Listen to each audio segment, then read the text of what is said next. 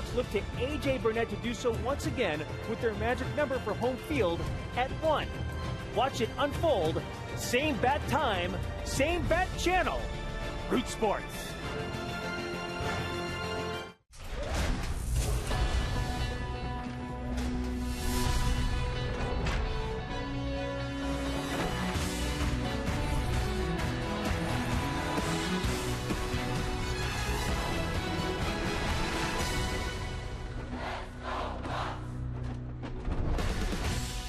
There was a walk-off Marte on the North Shore last night as Starling Marte delivered an opposite field two-run homer in the bottom of the 12th. Pirates beat the Cincinnati Reds, and they look to make it 2 straight over the Reds and secure that home field game against the Chicago Cubs in the wild card contest on Wednesday. Greg Brown along with Bob Walk, the penultimate game of the regular season in 2015. And Bob, what a night it will be when A.J. Burnett toes the rubber for the final time in the regular season in a very storied Major League career. It will be a special night, I think, for everybody, the fans, and obviously A.J. I can't imagine what's going to be going through his mind tonight when he goes out there knowing this is his last regular season start of his career. Now, the last one he made in Chicago wasn't all that bad. He had a tough assignment that night. He had to be almost perfect. It wasn't quite perfect, but he would have probably won and beat most opposition pitchers. Just Bob, how about these numbers for his 3-year Pirates career? Really solid. Oh, it really is. I think the walks per 9 innings, I think, really shows you what kind of control he has had as a Pirate. And that's always been the thing for me, the way he's been able to just nail down that outside corner with his fastball. A different guy than what we saw in August of 1999 when he made his big league career. Yeah, he is a different guy. He's not that real hard thrower anymore, just that stuff guy. He really has to pitch. And tonight, when he takes that mound, we'll be looking and talking about the control and can he place that fastball on the corner inside and out. It's the final fireworks night of the year as A.J. Burnett makes his 430th and final regular season start of his career. The Pirates look to light it up and raise it up as they take on the Reds coming up next.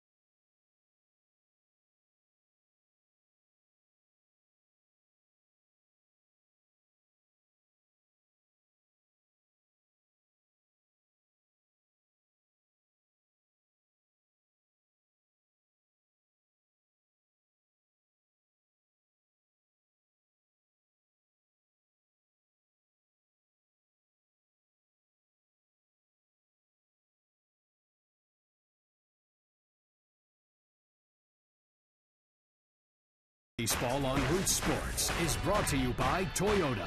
Toyota helps you get the most out of your drive. Just ask a friend who drives one. Toyota, let's go places. And by Barrel Automotive, we're driven to be better. Let's go Bucks. And welcome back.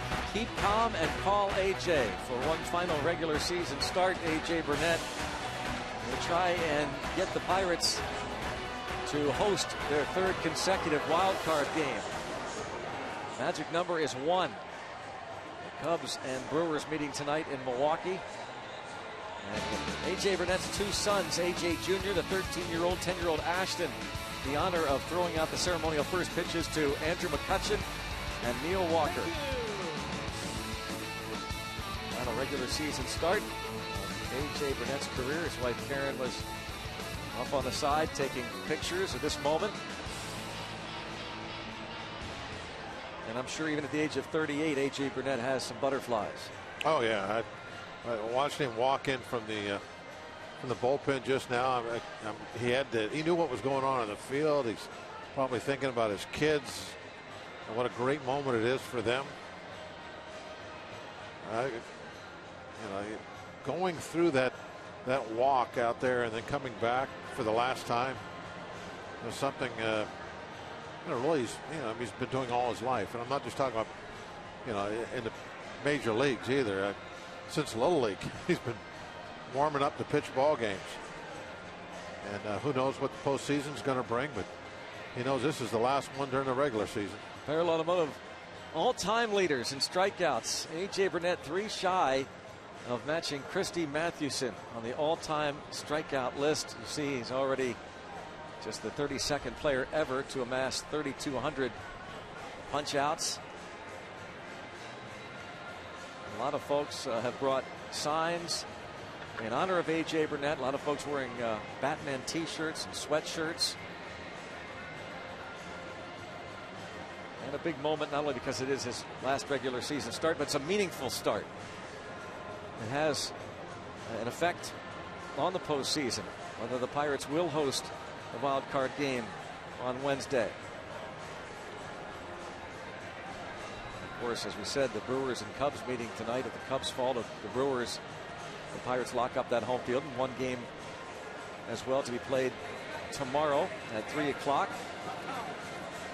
Both the Pirates and the Reds and the Cubs and the Brewers will be meeting in Milwaukee. Burnett has had an outstanding career, but he has blossomed in his 3 years wearing the Pirates black and gold, and mainly the alternate black jersey tops. He has been outstanding here at PNC Park this year and over his 3-year Pirates career. I think it's that AJ can certainly take credit for making the black tops kind of the signature look of the Pittsburgh Pirates now. It's not like the home whites are the alternates anymore. I mean, he really he kind of made a statement to everybody a few years ago when he first got here that the attitude was going to change around here. That no more accepting losing. That you wanted to be, play this game, wanted to pitch, wanted to hit, wanted everyone to kind of have a little chip on their shoulder. And they're not going to be a pushover, and part of that I think was going to those black uniform tops as often as they can. Check out the numbers for AJ Burnett on the year. A season that was abruptly halted just after the All-Star break because of right elbow inflammation. So he missed a good 6 weeks of the season. This is his 5th start since coming back from the disabled list. He went 6 innings his last time out against the Chicago Cubs at Wrigley, facing Jake Arrieta. Gave up 2 runs in 6 innings. 6 innings, the longest he has gone since July the 20th. This is the lineup he faces for the Reds. A struggling Reds team. Jason Bourgeois, Eugenio Suarez, and Joey Votto. Then Brandon Phillips, the cleanup man, a .350 career hitter against AJ Burnett. Todd Frazier follows. Jay Bruce, Adam Duvall, Tucker Barnhart, and Brandon Finnegan. Facing Burnett. Some Bucco fans really into it. Yep, a couple of the fans there that have decided to go full Batman tonight. Ramos Ramirez is at third base. We check out the defense, and the defense also includes Jordy Mercer at short, Josh Harrison, and Michael Morse on the right side. Marte, McCutchen, Polanco on the outfield, left to right. Francisco Cervelli catching A.J. Burnett.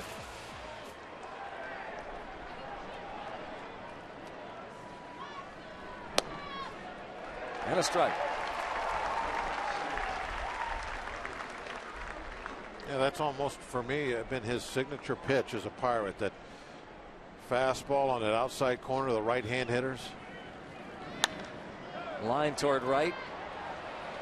Polanco. I know he gets a lot of his strikeouts with that curveball of his, but being able to command and control that fastball has been outstanding. And this is Batman's final flight, and we're going to look at that tonight. How often can he pinpoint that fastball on that outside corner?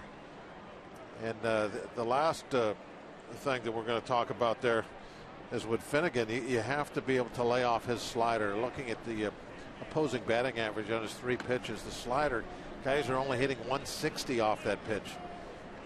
Try not to chase that one out of the zone. And there's that fastball again. Absolutely perfectly placed outside corner at the knees. The only thing that's changed over the last few years is it's not going up there at 94. It's going up there about 91.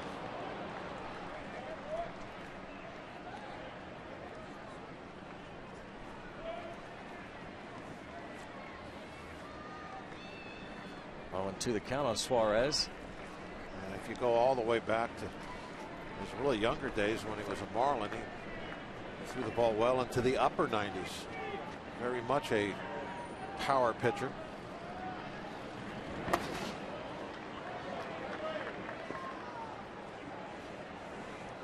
Here at PNC Park in a dozen starts this year, a 2.40 ERA, and in 3 seasons in this ballpark he's gone 15-13 with an earned run average of 266.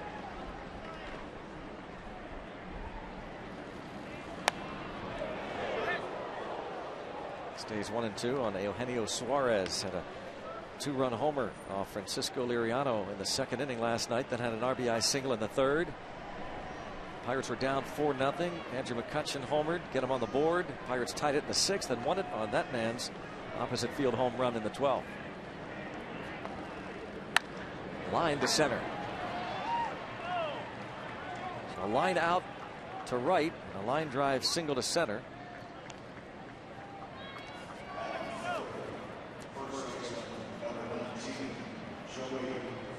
Suarez aboard for Joey Votto.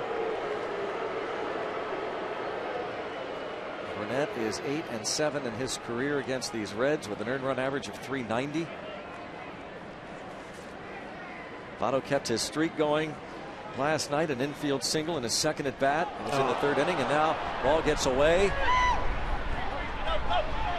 And heading toward third base. And there is Suarez.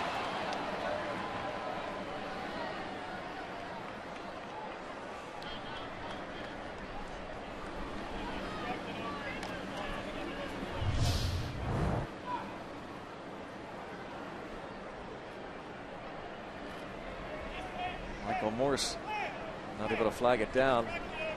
AJ wasn't even in a stretch. Clint Hurdle wants to have them hold on a minute. He's talking to the third base umpire, Tim Timmons.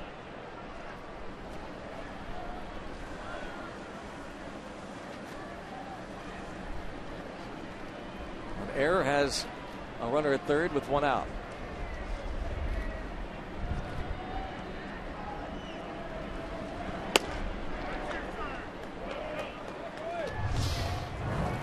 Votto looking out, making eye contact, a little tip of the hat. Nice classy move there by Joey Votto. Very nice.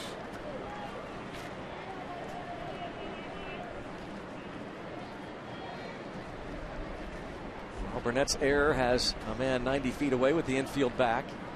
You know, as much as you're competitors with each other, respect each other, don't you? Absolutely. I think Votto kind of digs this. So does Burnett.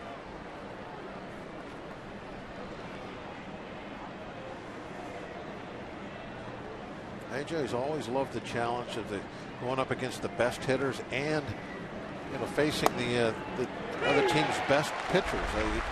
He talks about that a lot. He wants the other guy's ace.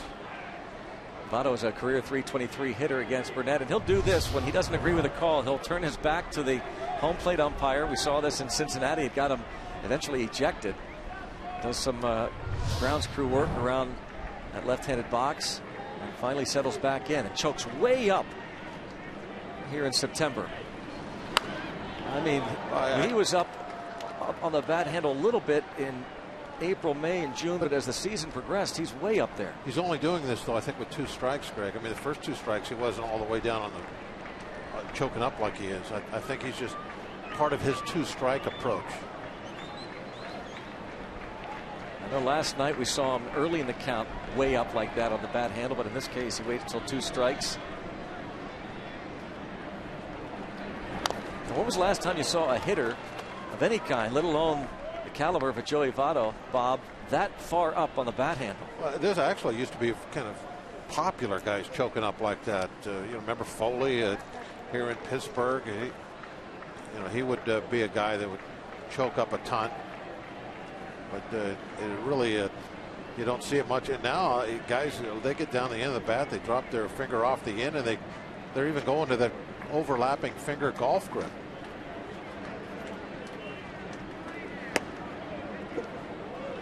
I mean, it's pretty remarkable that we talk about Tim Foley back in the 70s and early 80s, comparing a batting style, the way he holds the bat. Talking about former Pirate Tim Foley. Hit all the time. Ron Hunt. Ron Hunt. Yeah, I think he was a big.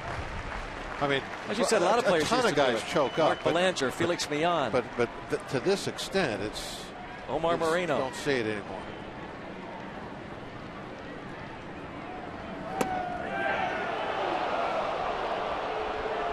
Everybody wanted that call. The 7th pitch of the at bat. Inside.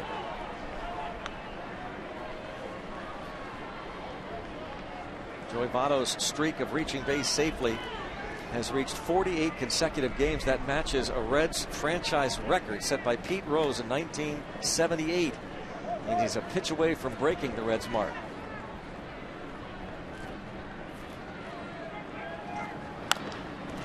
Well, he'll bounce out, but he'll give the Reds a 1-0 lead.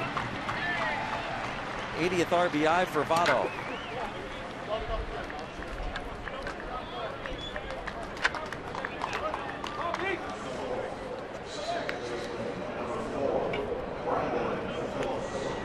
Long at bat, Votto grounds out to pick up the RBI as Suarez scores. Now Brandon Phillips.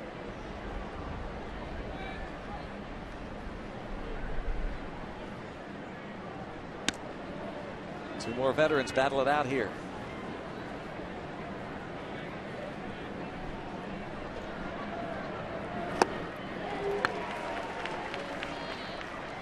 Phillips had a couple of hits in last night's ball game. A little resurgence here this season with the offense. Phillips, 170 base hits. Seems like we've heard his name the last couple years during the offseason, especially being involved in trade talks. The Reds would like to deal him and relieve themselves of a fairly burdensome salary as he heads toward the end of his contract. $286 last year, and fouls this one away. $266 last year with 8 homers and 51 RBIs. The veteran Brandon Phillips, now 34 years old. Walt Jocketty is the general manager on your left, and on your right is Cam Bonifay, the former Pirates general manager, who's now an assistant to Walt Jocketty.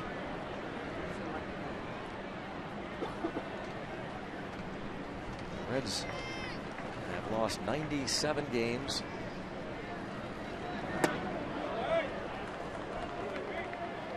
Two and two now on Phillips.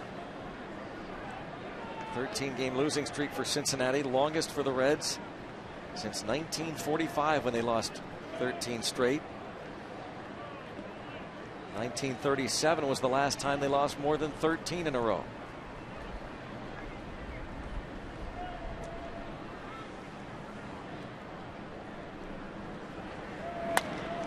And that's line to right.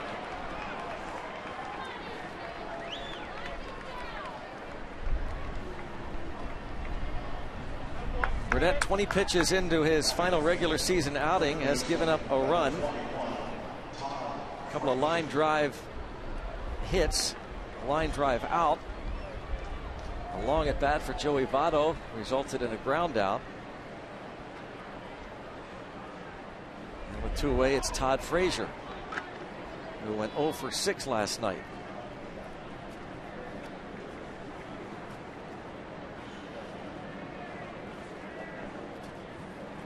Big lead. There he goes. They won't even throw down. Brandon Phillips with his 23rd steal of the season. Only caught 3 times all year. Well, that was a great shot. We had Phillips behind AJ. You could see he was going to run. Well, he jumped out there.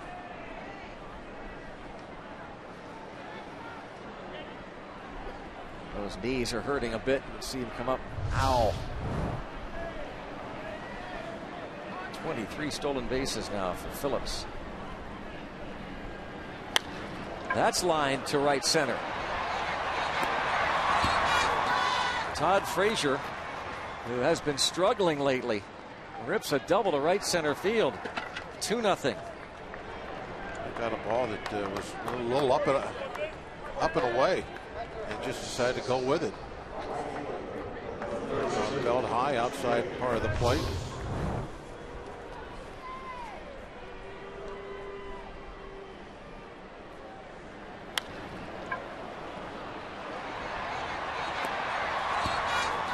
That ends an 0 for 15 hitless streak. He had been hitless in a season high 4 consecutive games coming into this one.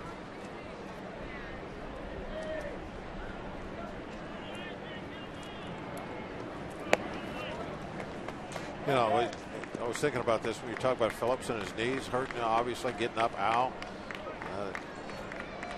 One away from the last game of the season.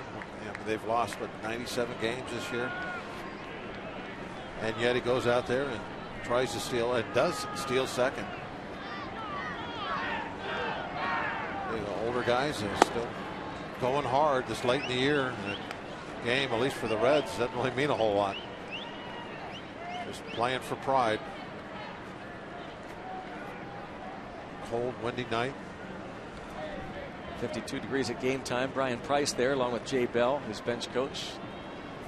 Brandon Phillips, the base hit, the stolen base, and scores the run.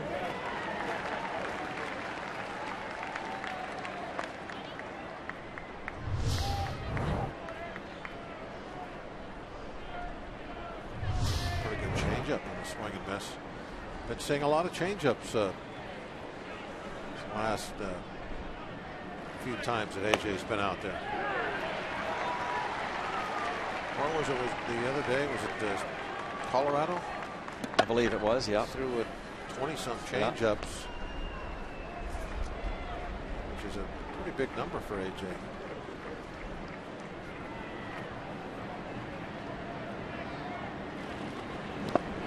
Did he go? Did not. That has always been his bread and butter off-speed pitch, that hook.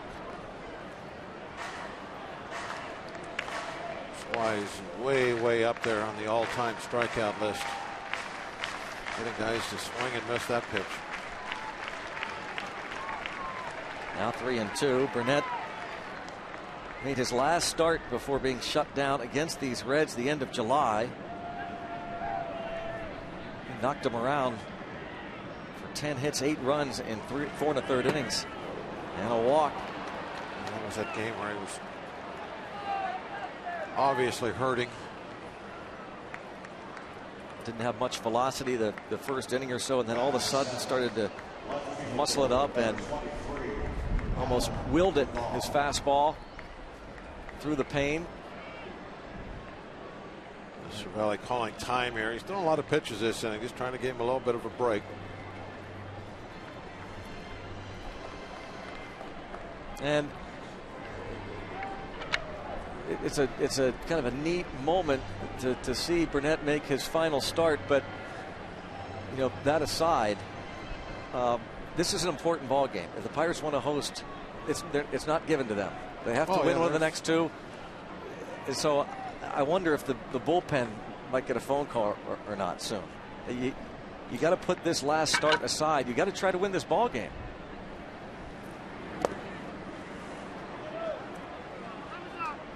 Ball one.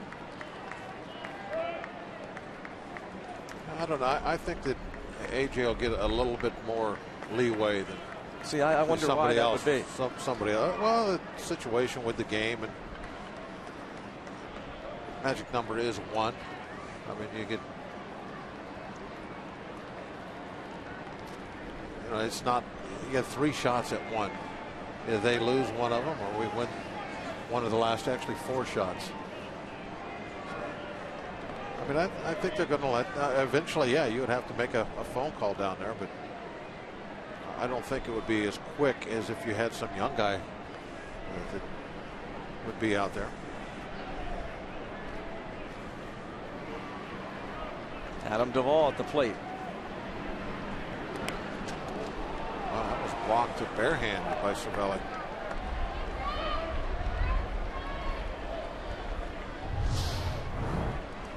Cervelli swatted this one. Look at that. Oh, he didn't get it with his hand, got it with his wrist. Still able to get out there and block it. That was a tough block.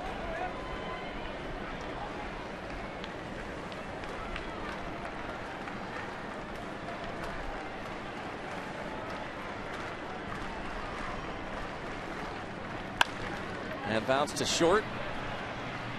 And on to first. 7 men to the plate, couple of runs. There was an error, 31 pitches, and the Reds take a 2-0 lead in the first.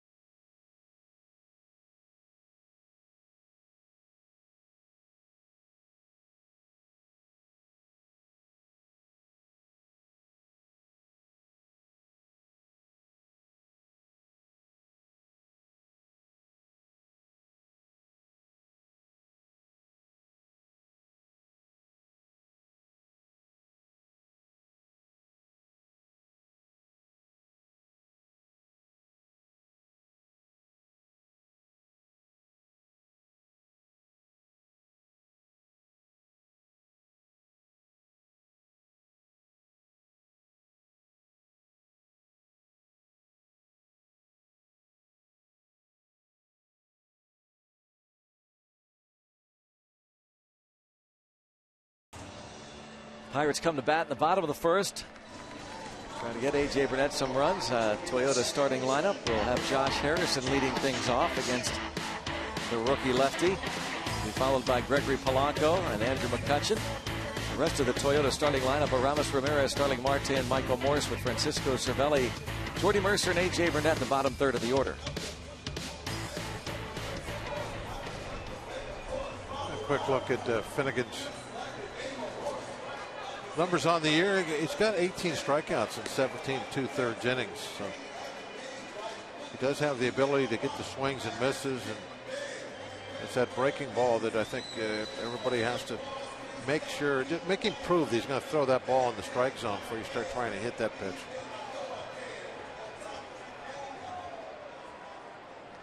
Looks like Jeff Locke Might be heading down to the bullpen. Looked like Ray Sears might have said, hey, head to the bullpen. Now, Jeff Locke has been available in the bullpen the last few ball games, but not necessarily this early.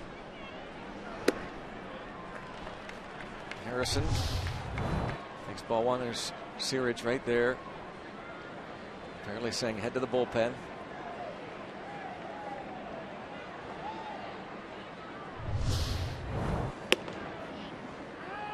One on Harrison. 0 for 3 last night. Didn't start. Came on later in the game as a pinch hitter stayed in to play second.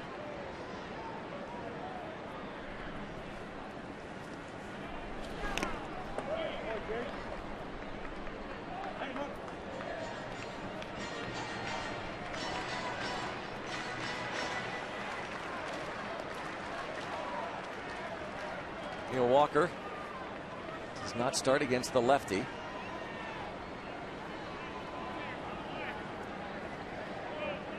Pretty common recently with Harrison back off the disabled list and with all the available players. 2-2. Yeah, got pinch hit for last night when they brought a lefty in. Definitely been playing the left-right percentages.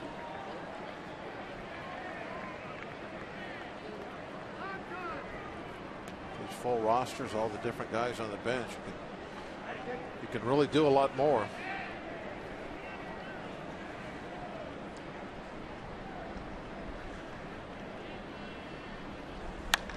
That's roped toward right center field. Line drive for Josh Harrison. Into second, J-Hay wants 3. He stumbles a bit. He'll make it with a triple.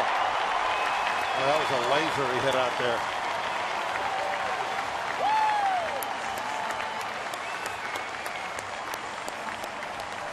Ball really wasn't all that high either. He went down and got a pitch over the outside, just maybe a little bit above the knees.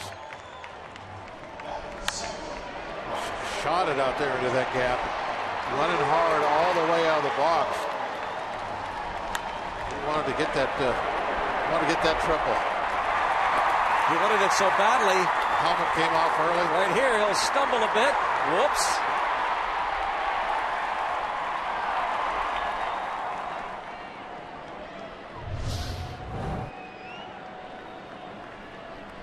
So right away, the Pirates can get one of those runs back, even with a ground out by Gregory Polanco.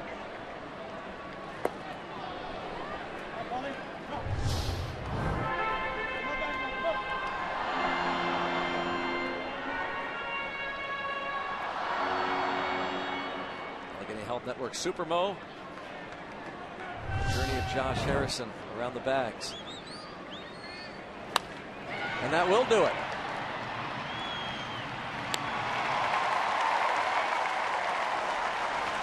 RBI Polanco. Harrison scores right away. It's 2-1. Infield back with the ball in play. Get a run home.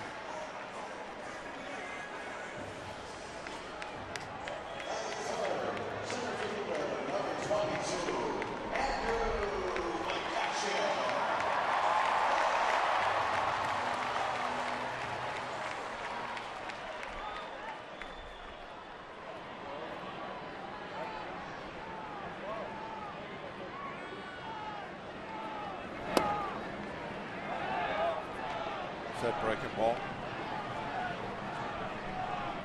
Said earlier that the hitter's only hitting 160 off that breaking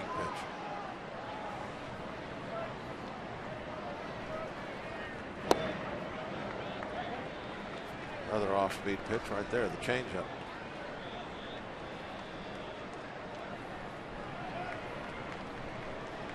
AJ trying to get some of the clay out of the cleats.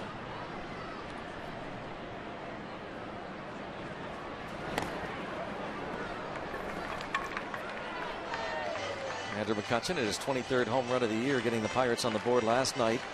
They were trailing 4-0. He went 3 for 5 in the game. He's matched his career high with 96 ribbies.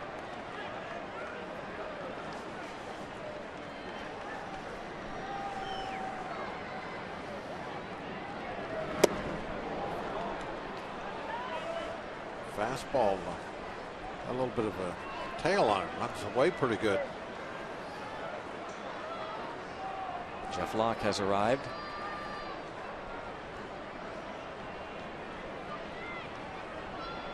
Two and two.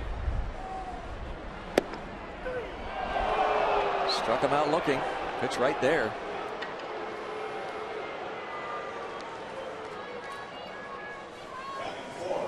Third baseman, number 17, that tail brought it right back down the middle.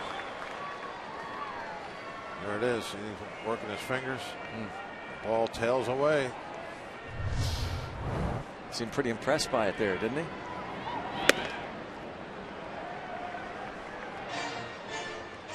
Home plate umpire Mike Everett. With all the video nowadays, I'm sure they knew that that ball tailed.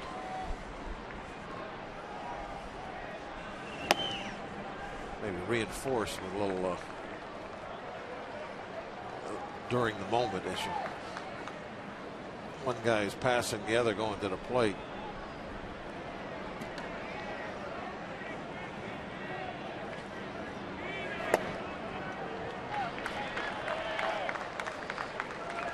Three 3-0 on Aramis Ramirez. Winding down his outstanding career. Second to last regular season game. And who knows, if the Pirates win this game and clinch, you could see tomorrow's game being meaningless. A lot of bench guys getting some playing time. Yeah, this could definitely be Aramis's last regular season starting assignment.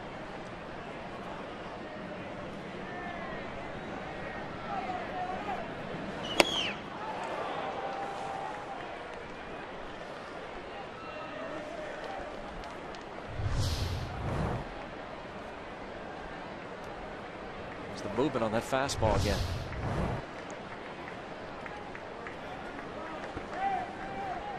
Maybe the talk of the dugout next inning. Tail on that fastball. Jay will be telling everybody how you got to hit it. He's got to go with that. When it starts tailing away, hit it that direction. 2-out walk to Ramirez brings up Starling Marte.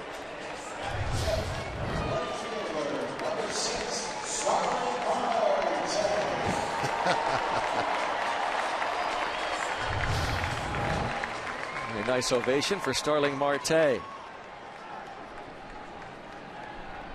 19th home run of the year to win it last night. His third walk-off homer of his career, second of the year.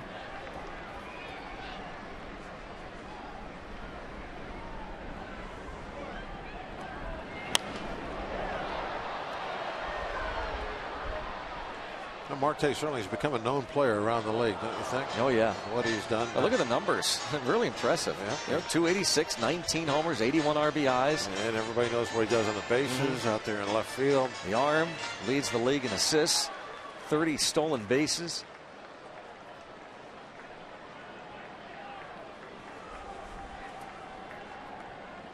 Made an outstanding catch. And he got that rally going when the Pirates are down 4-1. They tied it with a 3 spot with a bunt single to third. Started that 4th inning rally.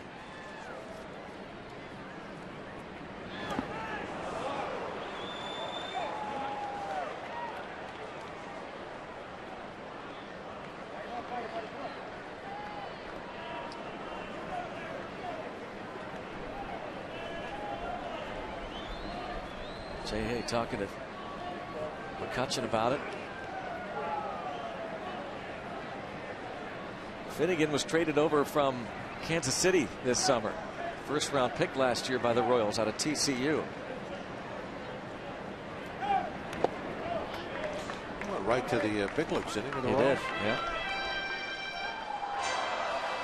And it was up and down all year long. He was in the big leagues as a reliever. They said they were going to have him go down and do some starting, and then with some injuries they had him up in the bullpen and sat for a while, and he was quoted saying the Royals kind of screwed me over this year. I wouldn't have done what I did if it wasn't for them last year. He would later tweet out some apologies. Chop to short. Safe at first base. On what looked like a routine play, Starling Marte beats out the infield single. When Marte puts one on the ground on the left side, it's not going to be routine. Especially when he smells a hit. And he'll put a little extra into it. Checking to see if they want to challenge this.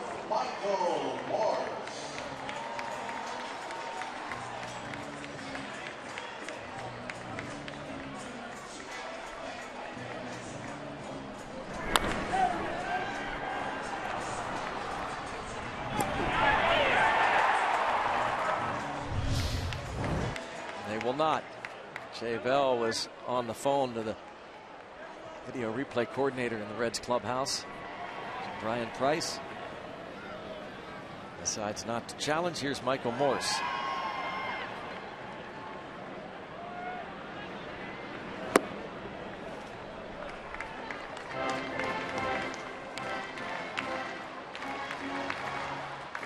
For 2, drew a bases loaded walk in last night's ball game and hitting over 290 in a Pirates uniform. Morse has also drawn 11 walks in 78 plate appearances with the Pirates.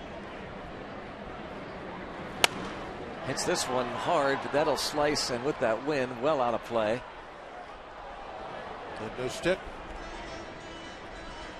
Very breezy evening, 52 degrees. At game time, the flags see at half-mast. President Obama ordered all flags across the country in remembrance of the Oregon shooting victims.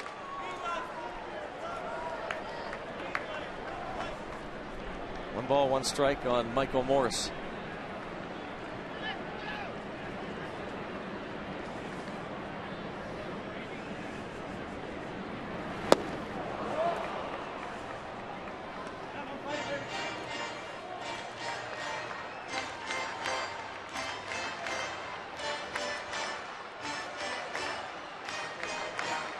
A walk to Ramirez, an infield hit for Marte. Michael Morse in the hole, 1-2.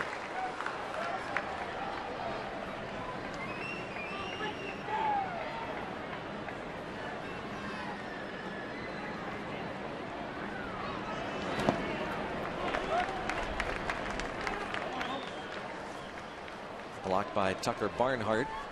For the most part here early on, the Pirates have not chased Finnegan's breaking ball down. Finnegan part of this all rookie rotation. A lot of growing pains on the mound for Cincy this year. Learning at the big league level. Struck him out looking. Pitch that wound up right over the plate. 2-1 Reds.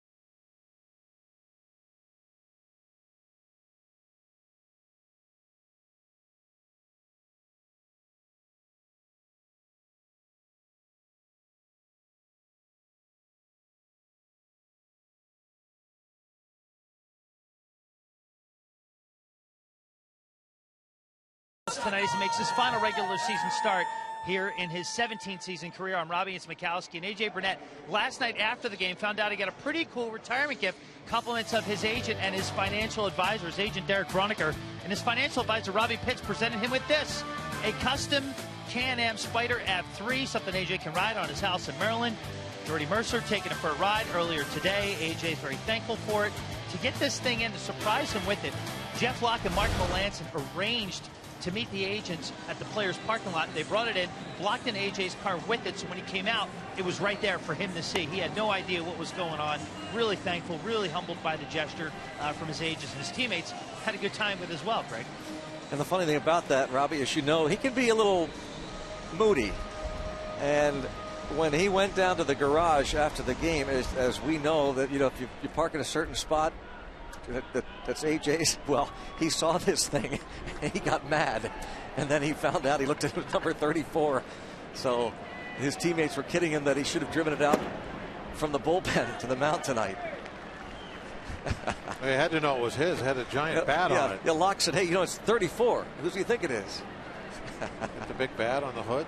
Yeah. We'll have a lot of fun with that. That was pretty cool, though. Really neat. He was really touched and honored, as he's talked about all year, the different things that the organization has done for him, his teammates, the fans, in his 3 years, the city.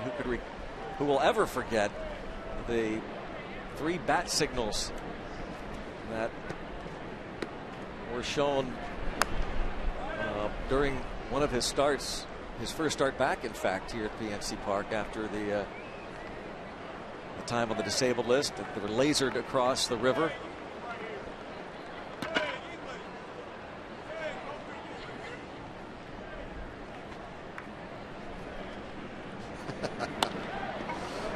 Perfectly placed by Tucker Barnhart. Back downstairs to Robbie. Well, you mentioned the bat signal, and we've shown you before on the hallway outside the Pirates clubhouse how they have a lot of portraits and drawings from recent memory. Well, this was just added this week outside the batting cages here just outside the Pirates clubhouse. Some new pictures from this season, and one of them was A.J. Burnett with the bat signal outside. All these memories from this season, a lot of fond memories coming from this 97 and counting win season, including that one. So A.J. right outside the bat cages, or the batting cages, with the bat signal, Greg and Bob. How about that? I like that, the bat cages. That's very I think good. we'll have to rename them that. The bat cages. I like that. I think he would like that. That's a great idea. That's funny. Jeff Branson says, get to the bat cages. To the bat cage. That is excellent. Very clever, Robbie. Brandon Finnegan. It's kind of a neat thing they did, putting all those pictures up there, kind of honor this season. This really is a pretty historic season when you look at all the wins these guys have racked up. 6th time in 129 years. I mean, it's really hard to kind of grasp. Just 6 times in 129 years that they have won 97 games in a season. And Finnegan upset with himself, not able to get the job done. And no matter what happens this season, I mean, you can look back and say that, or they can say they were part of one of the great, really, Pirate teams to push that win total that far. First time since the 1991 team that went 98-64, and the 6th time in the history of this great organization.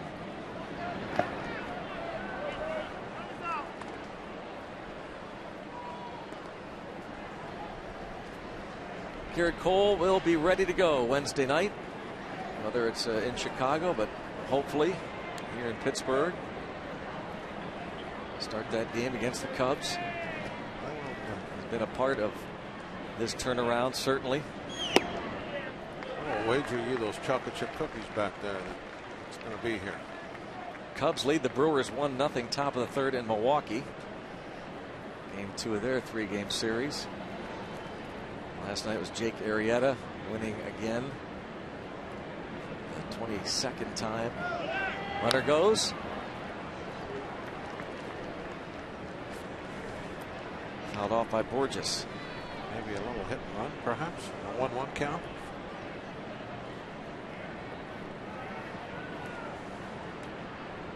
By the way, those chocolate chip cookies, those look like something Best we've had up here in a long time. Logan made them for me. Oh, really? Yeah. Those are just for Those you? are mine. Logan Steele, Jason's son. Can I have half of one? I don't even think Sophie had anything to do with it. Can I have half of one? No, no. They're mine. They look so good. No, I'm sorry. Ask, you know what? Next time you see Logan, ask him if he'd bake you some cookies. I will. He's a good guy. Ask Quinn, his brother. Chopped fair, second base one, and they'll get the lead man Barnhart. Ramirez to Harrison. All you're looking for in a ball like that. Get one out. Non-stop action, heart-pounding excitement, historic performances. Don't miss the 2015 postseason beginning October 6th. Go to MLB.com/postseason for a full schedule. Tuesday night, the American League wild card game. Wednesday night, the National League wild card game.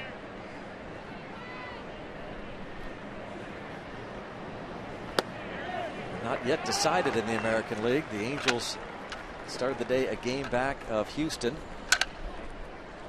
for the second wild card. And the Angels came back to beat the Texas Rangers 11-10 earlier today.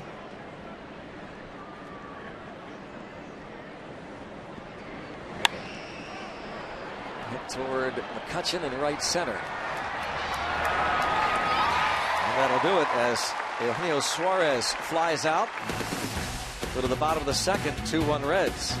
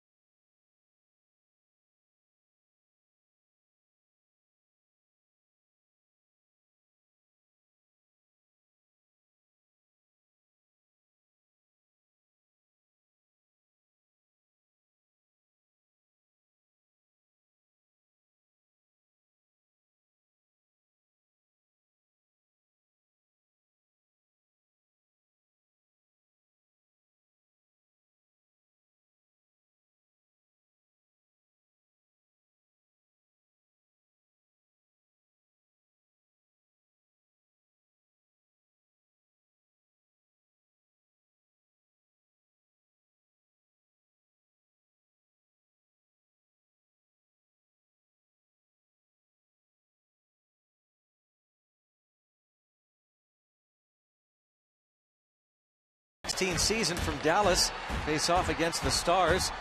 We'll get you ready for the game and the season this Thursday starting at 7:30 p.m. a special 1-hour pregame on Root Sports.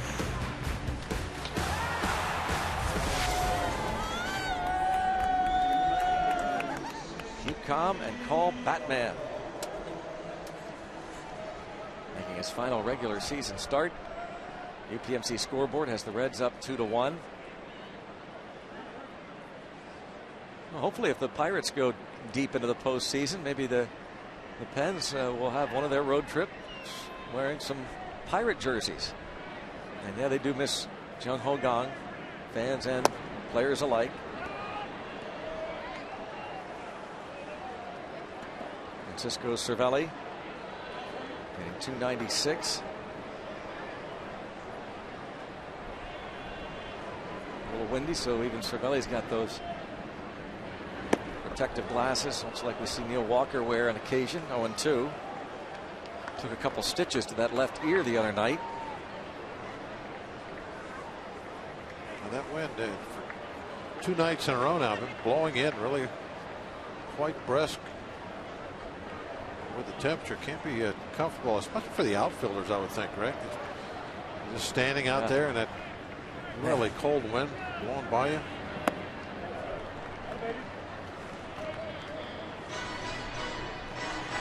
The only guys that really doesn't have much effect on is the pitcher and the catcher. Troy and Kevin have no problems with it. At least it's to their backs, right? Not in their faces. Strike 3 called. Well, the outfielders, when they're sitting out there in the outfield, they don't have any heavy coats on. That's one of the things that makes it a little bit different for those guys.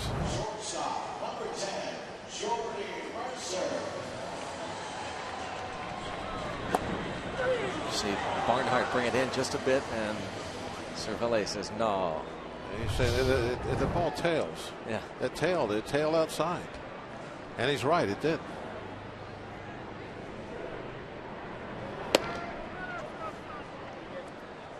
Jordy Mercer, Point Park University tweet. Is that the coat? Must be referring. Is that the coat that we saw earlier this year in Chicago? This is the coat. Wow. This is the Chicago coat. Yeah. Got rave reviews. I'm wearing it to jinx the Cubs tonight. Wearing their coat to jinx them. Didn't you end up giving it to John Wayner the next night? He borrowed it the next night, yes, because we were. If you remember early in the year, we didn't have the windows out on the radio side, so it was nice and warm over there. But tonight, well, you and I both froze last night over there. So it was cold in the radio booth last night. I'm surprised you're not wearing some type of a coat it's tonight. It's cool, but I tell you, it's not that bad. Really? It really isn't. I think it's jacket weather. Now, whether it's wool coat weather, I'm not sure, but that's a good luck charm. We'll take it, or you will anyway. Well, I think looks good on you, though. You're the only one so far that if I look around that isn't wearing a get a free bowl of soup with that? Heavy coat.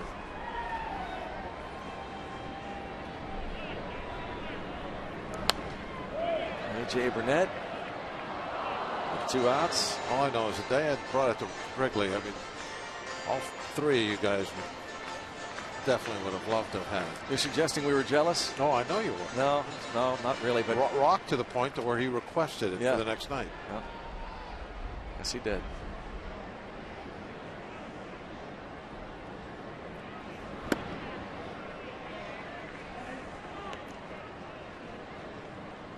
A lot of thrilling moments this year. One certainly highlight of the 2015 regular season was A.J. Burnett's home run. First as a Pirate.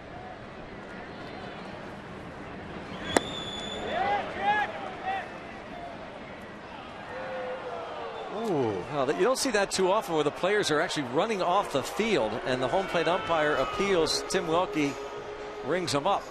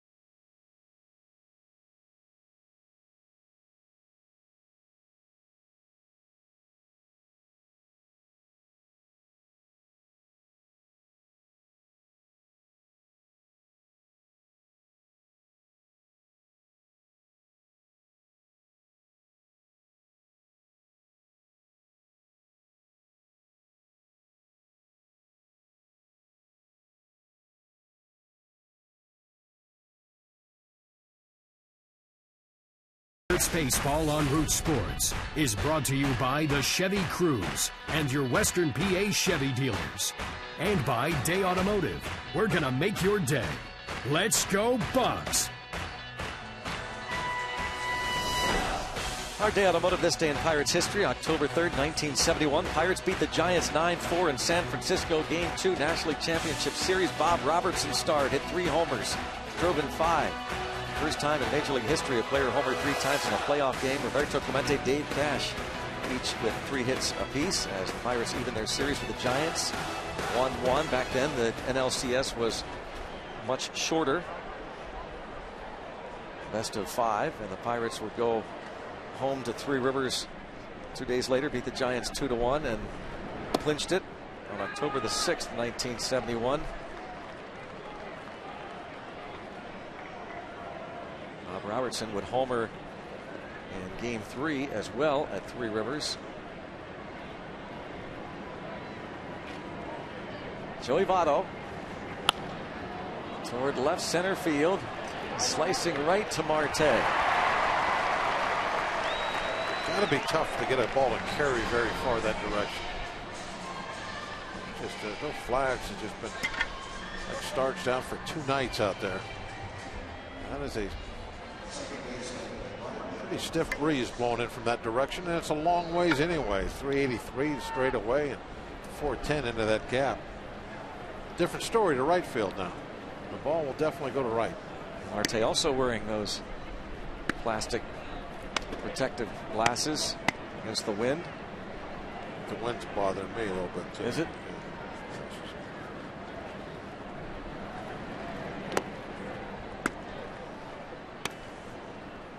Bob's wearing his protective glasses against the wind. Can't see anything. Better now? No, not really. I can't see, but there's no wind. It's like goggles. Wind. A lot of wind there. 2 sets of goggles. Steve and Tim over there in the radio booth.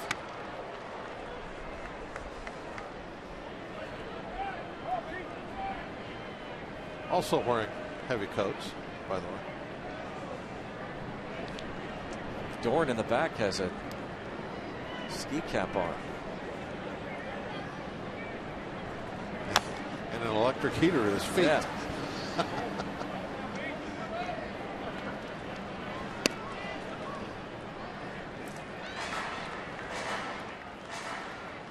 That's nice out there. We need one of those flame towers. That would be fun to have in the booth right between us, wouldn't absolutely. it? Let's work on that for next year, all right? Bow tie bar.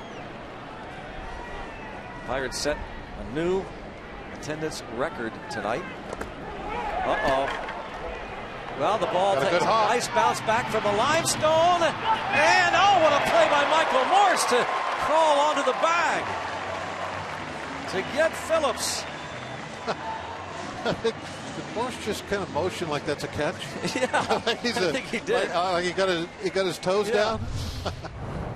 Like a football official. Yeah, I got my toes down. A nice bounce off the limestone and then the throw and at the bag, says first base umpire Tim Welke. Yeah, he drug his feet. Yep. Nicely done. Across. At some point, I think he gave the little. Yeah, I made the catch. Official signal. I got my feet down.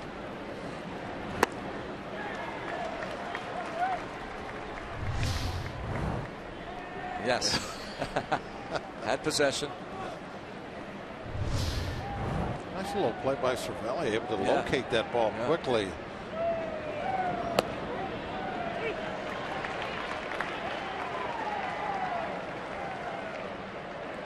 Glasses help.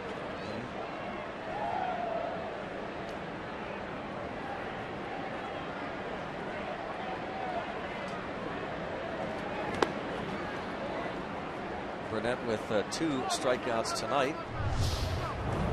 This will complete the K as Cervelli looks around. Oh, there it is. Yes. Not a routine strikeout. 2-3. Get the job done. it's going through the catcher's minds.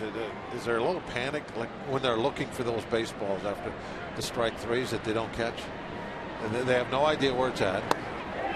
Strike 3 call. Oh, he curled that curveball in there nicely. That's number 3. Matches Christy Mathewson on the all-time strikeout list.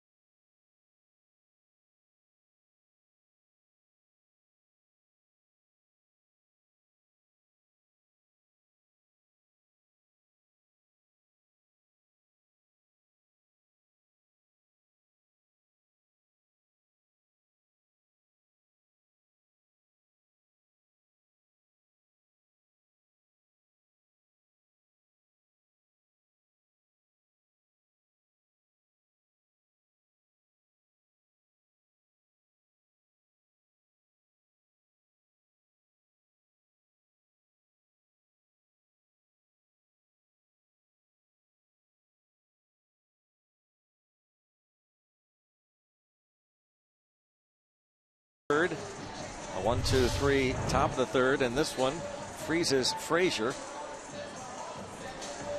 Able to bring that hook right over the inside corner. Frazier gives up on it. It's number 137 on the year for A.J. Burnett. And as we said, matching the great Christy Mathewson, the all-time list. 2507. Going to need extra innings for him to move up to the 30 spot. Might have been able to, if he hadn't got hurt and missed those starts, probably would have cracked the top 30.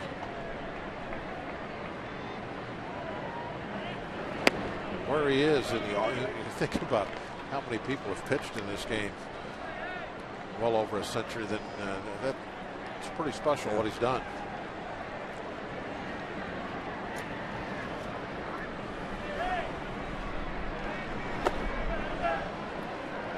Josh Harrison led off the bottom of the first with a triple.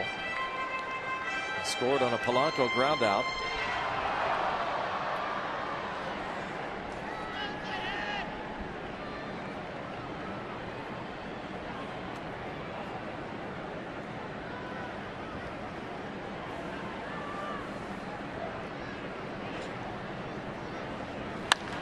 Oh, knocked down, but past the mound, he slowed it down. It would have been in center field. It's still a hit for Josh Harrison. A bullet. Jay, hey, kind of doing what he so often does. Just a spark plug for the offense. Got us a run in that first inning, and now the energy bomb that he brings, right? Leading off, and what he does when he gets on base, and he just starts, getting the bench fired up. They're watching him, and it's like everybody in the dugout is like looking at each other. Now, okay, let's go. We're going. Come on. That's what he does. Brings that energy to the game. Polanco drops down the bunt. Finnegan throws out, barely. When he drops down a bunt like that, worst case scenario is he removes a runner into scoring position, but you put a lot of pressure on the defense. Everything has to be absolutely perfect. You slip a little bit. You have to reload to change your grip on the baseball. And you're not getting it out. It looked as though that last shot, like that ball started to just roll a little bit to the end of his glove. He was able to get a clean grip on it, throw out Polanco. Sacrifice moves Harrison.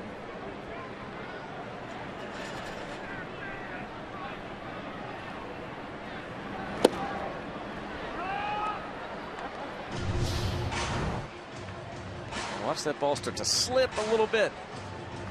He grabs it. Great shot from the Allegheny Health Network Supermo.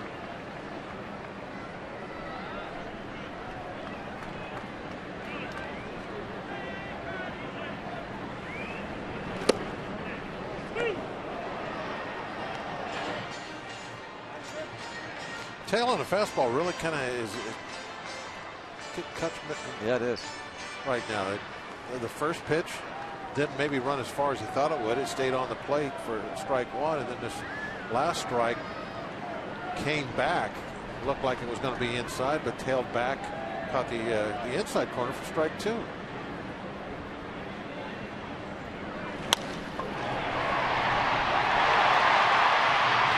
Alex will throw out McCutchen. 2 outs.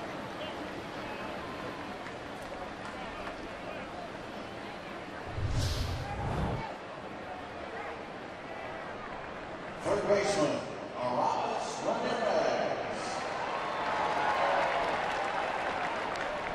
It's one of the things you can do over on the right side of the infield. You can drop a knee down and just kind of block the ball like you're a catcher blocking a ball. Still have time to throw out a runner. Can't play on the left side like that.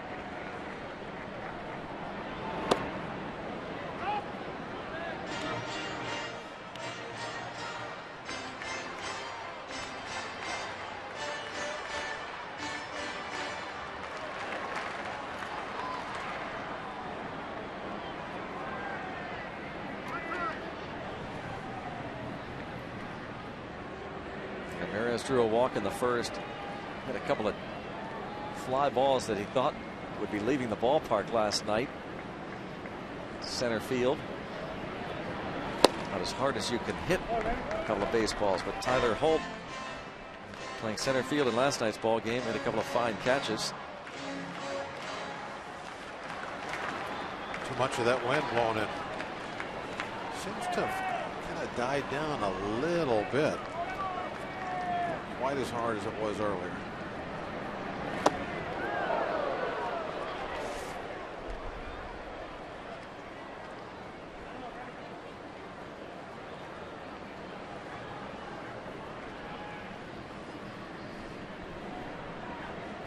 Fitting in with Kansas City, made 14 relief appearances this year, was 3-0, 2.96 ERA.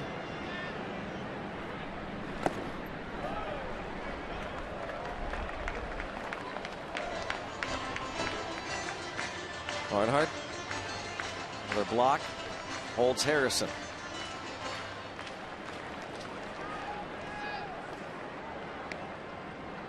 Promoted to the major leagues in September. Brandon Finnegan.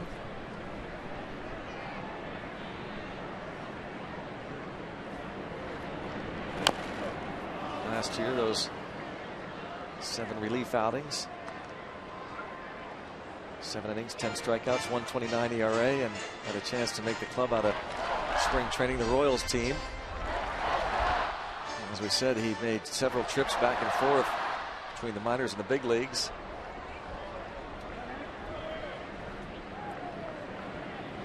You got to think we'll probably be seeing a lot of him next season. Yeah.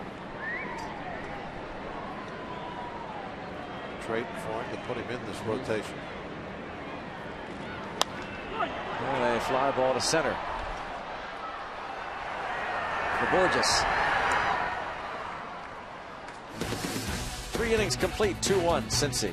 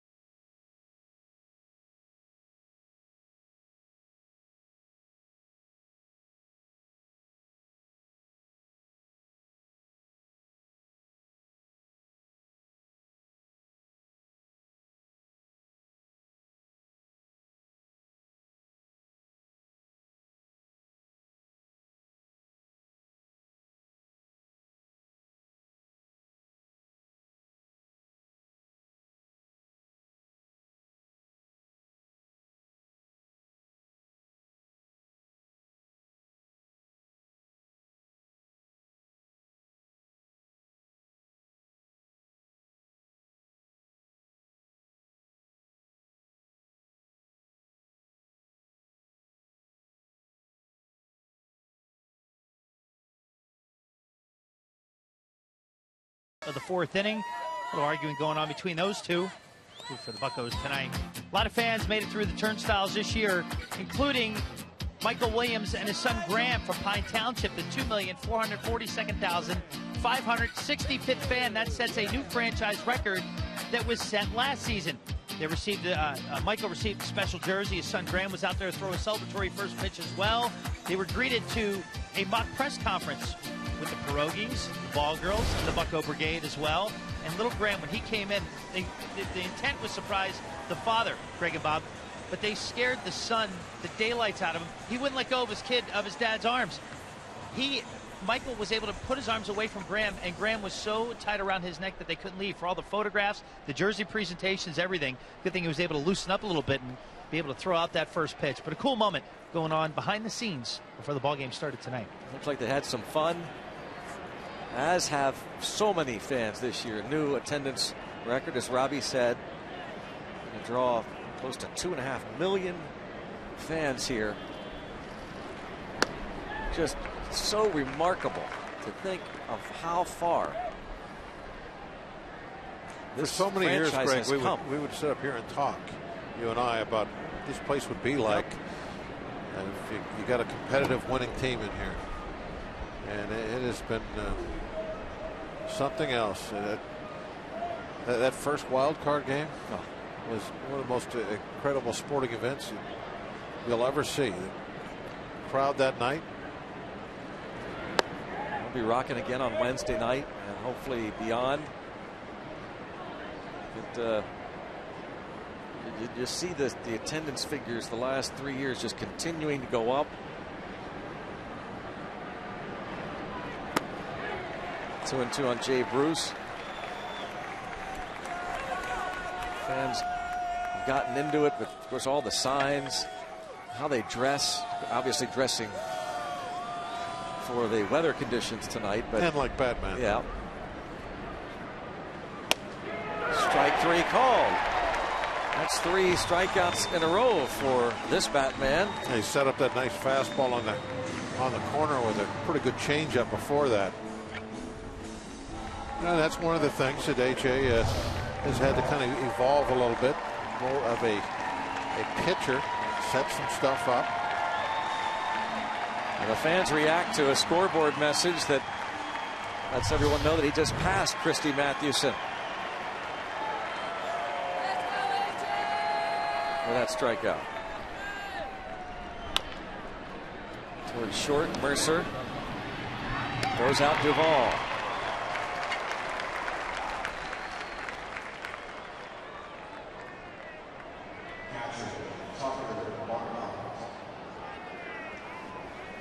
So now he has passed Christy Mathewson, the all-time strikeouts list.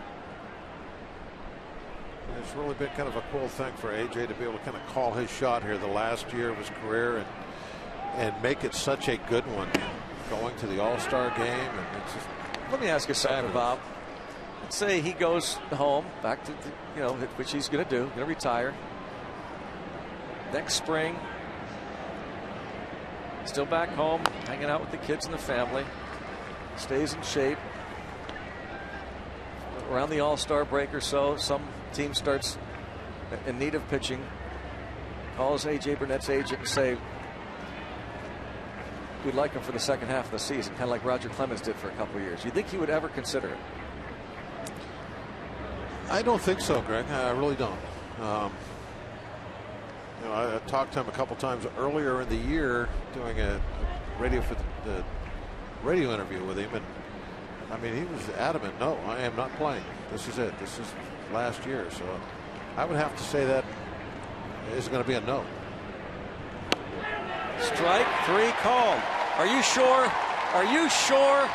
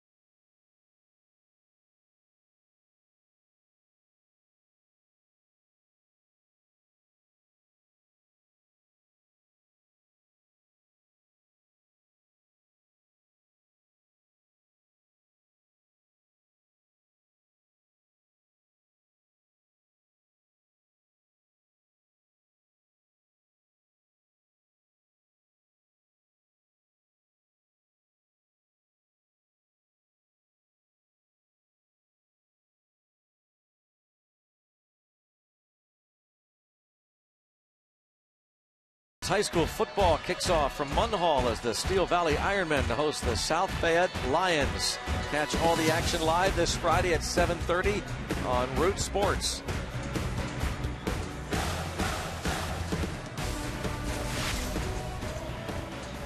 UPMC scoreboard 2-1. Reds lead the Bucks heading to the bottom of the 4th inning. A rocky start for A.J. Burnett, but he has gotten on a roll. And this family of Pirates looking for win number 98 and trying to clinch that home field advantage for the wild card game on Wednesday night.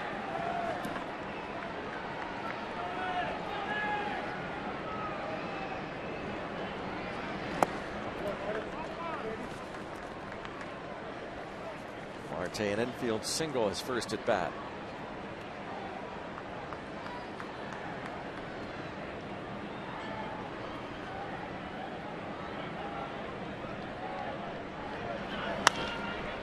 Bounces it again to the shortstop.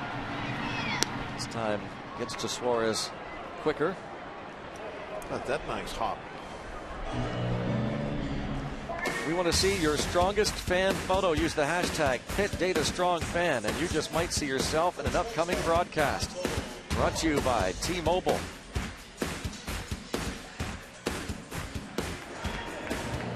Cool PNC Park. As we said, folks dress up. All kinds of pirate and other garb. I don't remember those green fields next to Three River Stadium. Must have been before 1984, yeah. right? That was. Do you remember that? No, that was like that artist rendering, I think, before it was built. That's what it was supposed to look like. I don't remember the green fields.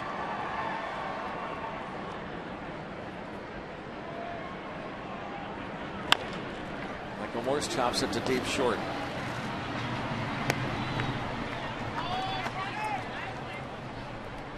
Well, you have to like what Brandon Finnegan has done if you're Brian Price. But, Josh Harrison lead off triple in the first. A couple of infield singles and a walk. Yeah, they're having to rebuild this starting rotation. They really are starting over. And Finnegan, one of their main pieces, you would think, making that trade to bring him over. And we face these Reds all the time, all year long. So definitely get to know that young man. We'll see another rookie tomorrow. It's the all-rookie rotation. Josh Smith will go.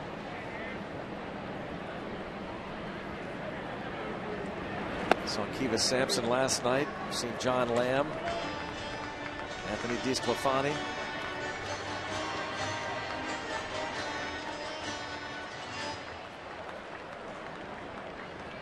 Who knows whether we will see Brian Price next year on the bench.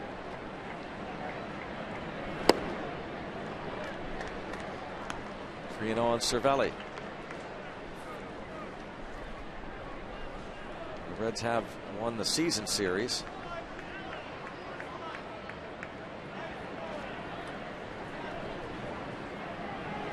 They're 10-7 against Pittsburgh.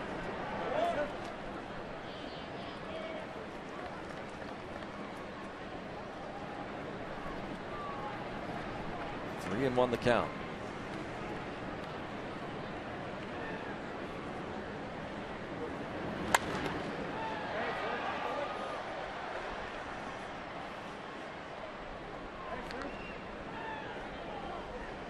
He has provided some great moments for the fans here. Francisco Cervelli, his backswing.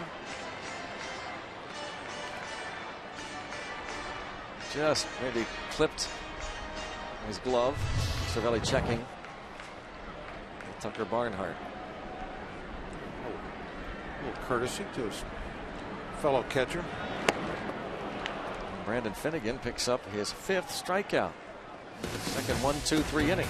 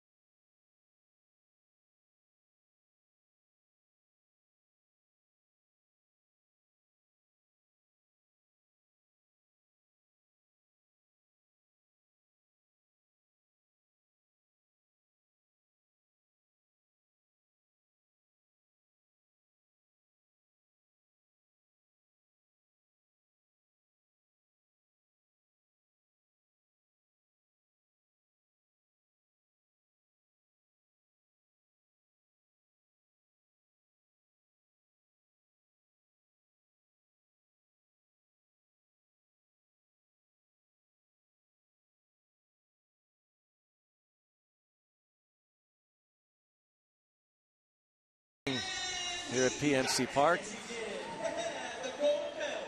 We'll get to our Allegheny Health Network injury update. Yankees Stephen Drew ruled out for the rest of the season in the postseason with concussion issues, dealing with severe dizziness and other post-concussion symptoms since he was hit in the face by that ground ball on September the 9th.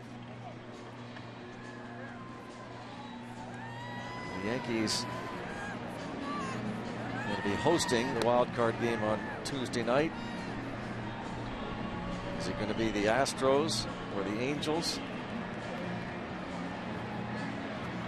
Angels beat Texas 11-10. Houston leads Arizona 1-0 in the bottom of the first. Last night, a 21-5 shellacking of the Diamondbacks as Dallas Keuchel won his 20th.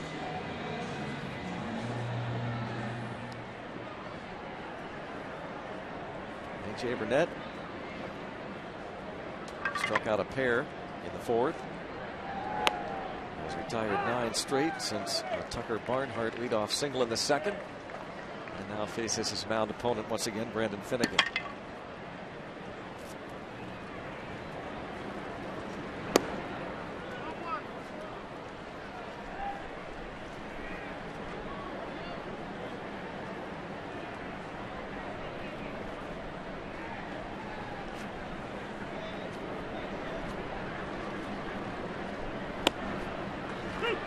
Strike.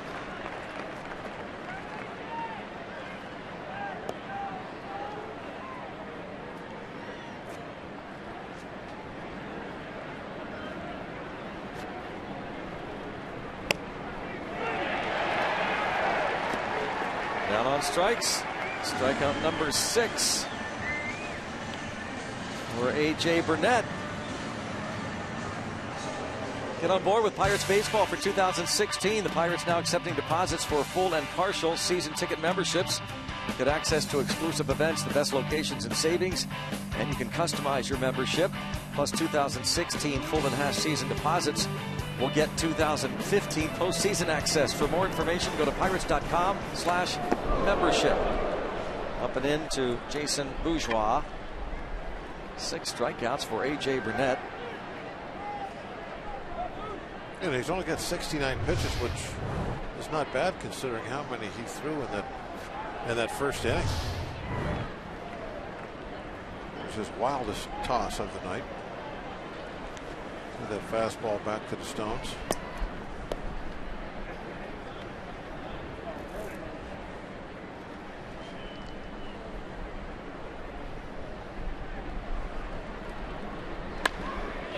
Look out over there, Jim Riggleman, third base coach. Former manager, most recently with the Washington Nationals. By the way, the Reds website, Mark Sheldon of MLB.com, wrote today that Brian Price will be returning next season, according to general manager Walt Jocketty. 1 year left on a 3-year deal. So that is good news and some stability.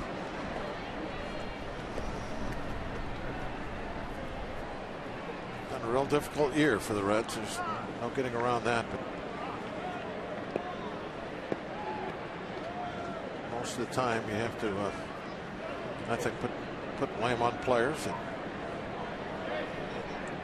then get the job done. And they've also, pretty much gutted their pitching staff here late in the year, and that's added to the losses. Todd Frazier, their all-star third baseman. Towards center field, McCutchen will come on to make the catch.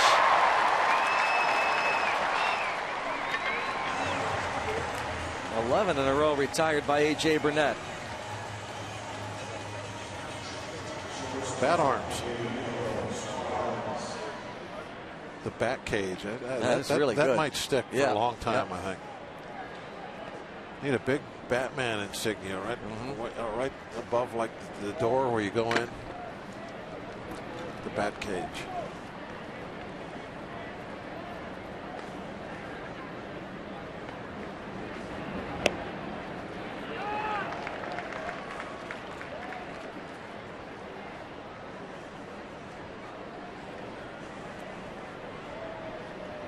Suarez single to center in the first, flied out in the second.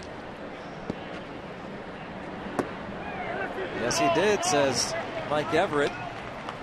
The Reds dugout said, oh no. 0-2 the count.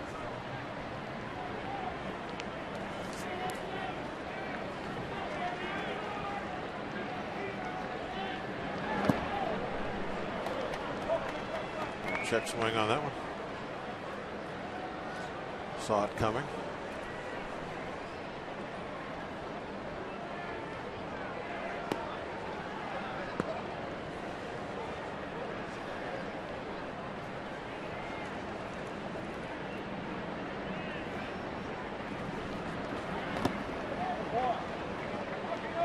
On to 2-2.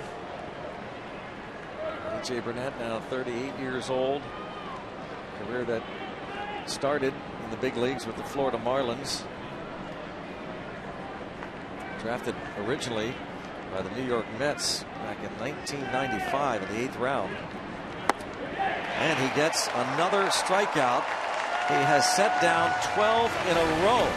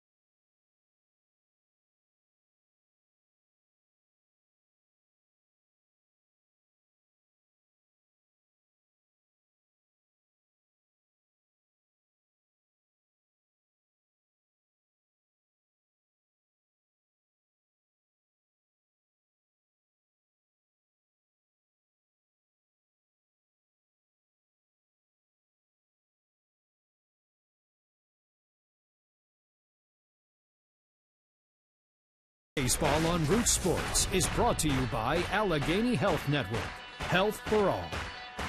By Kenny Ross, Just Ask a Neighbor. And by Levin's, the official furniture and mattress supplier of the Pittsburgh Pirates. For the best quality, service, and value, shop Levin's. Let's go Bucks! Go to the bottom half of the 5th inning, and leading off for the Pirates, it's Jordy Mercer. 52 degrees at game time with cool breeze. Don't forget tomorrow afternoon, finale of the series, a Kids Sunday, Fan Appreciation Day. Welcome to Bucktober indeed.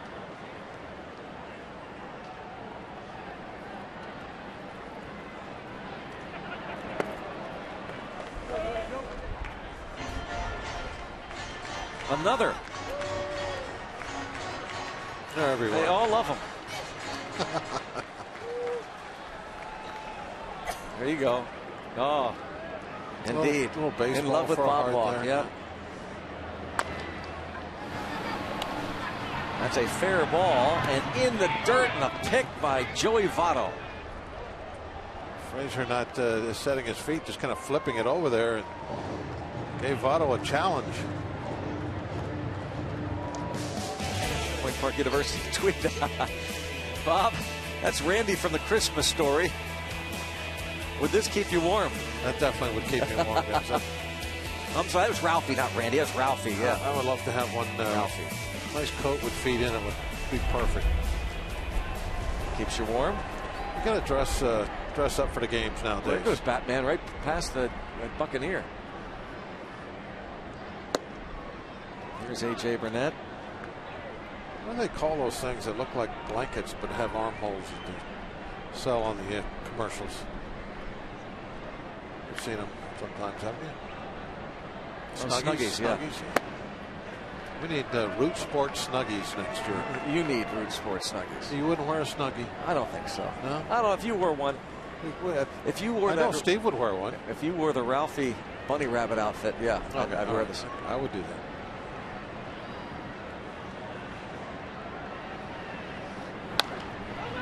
Dribbled on the right side to Votto. I think I saw a couple bunny outfits on one of our last plane flights. Yes. And we want to send along a happy birthday wish to Jimmy T's mom, Jim Trudinich from the Media Relations Department.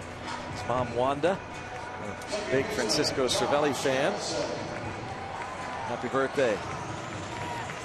And all the help that Jimmy Trudinich, Dan Hart, Brian Warecki, all the interns that help us so much. Jeff, Jenna, Bree, Jake.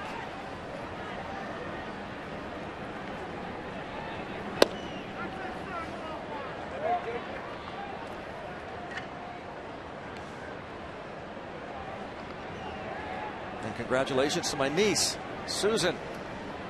Married today. They had a great reception today. Now Kent Reese's wife. She's now Susan Reese. Congratulations to Susan and Kent. Zach Scavira also was married today, our stage manager. In separate weddings.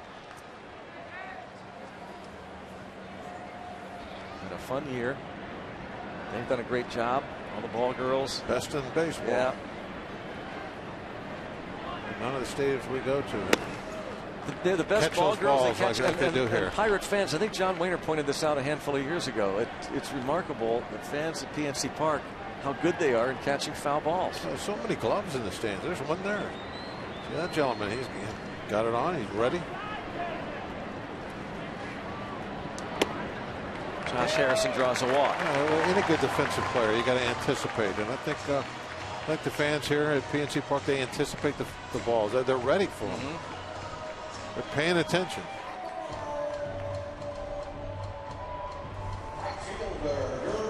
Harrison has reached base in each of his 3 plate appearances. Now Gregory Polanco, who brought in Jay Hay with a ground out in the first last time, sacrificed Harrison to second. 2 outs. Jay Hay might try his hand at stealing second. He's got the oven mitt on. Protect that thumb in case he gets stuck. That's what happened to him a couple months ago.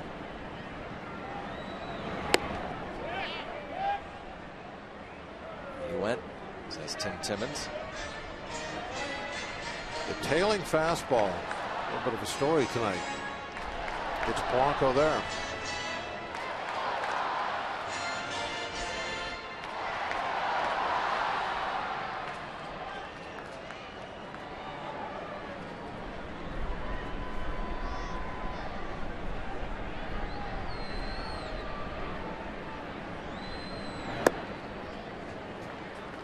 Nice job laying off that breaking ball. When you're down 0-1. That had to look like a pretty good pitch most of its way into the plate.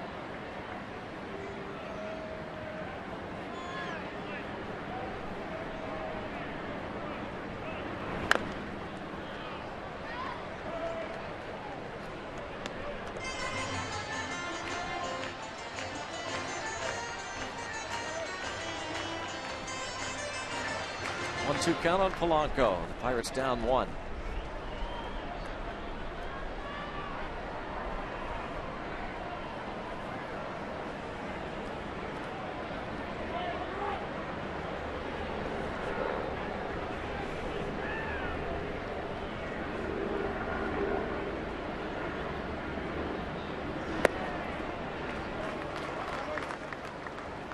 2-2.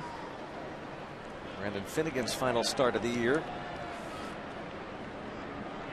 His 6th appearance, 4th start with the Reds. Last time out on Monday in D.C. He went 5 innings, gave up 3 runs against the Nationals on 8 hits.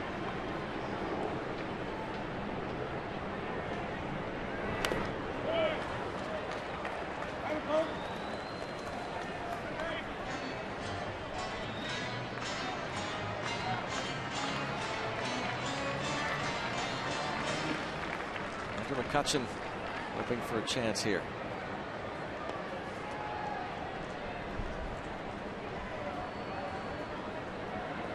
I'd like to see him get a chance.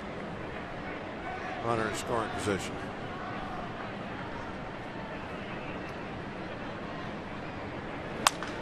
Broken bat, roller to second. Phillips on the first, and he gets him. 2-1 Reds.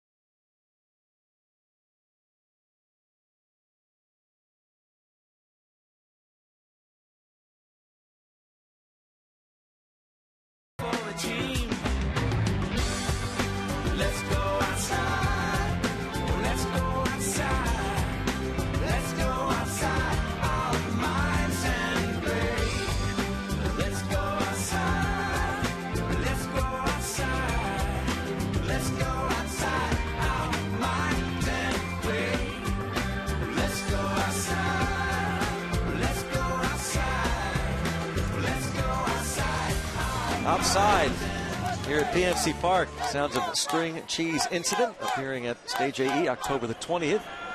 And outside in Pittsburgh with a cool evening, and A.J. Burnett has cooled off the Cincinnati Reds bats since that first inning.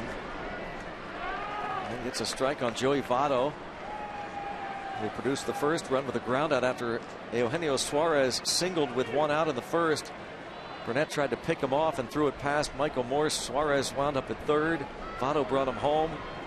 Later, Brandon Phillips scored on a Todd Frazier double.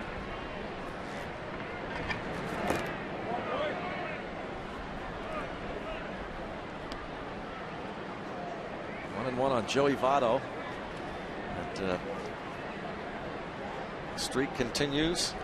Leads the major leagues since the All-Star break in hitting, on base percentage, walks.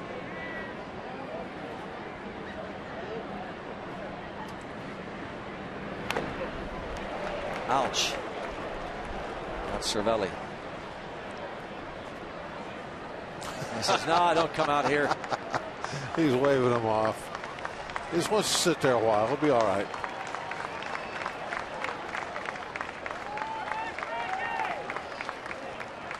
Tomczyk was ready.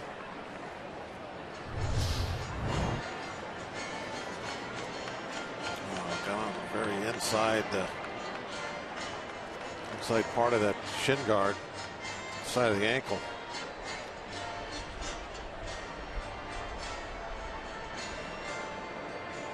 No, I'm okay. I just want to sit in the dirt.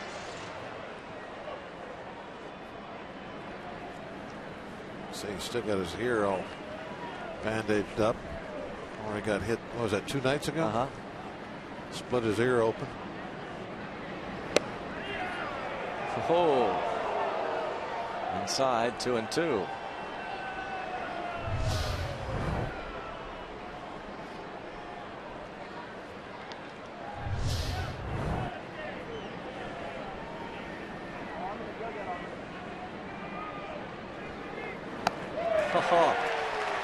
A.J. Burnett feeling it.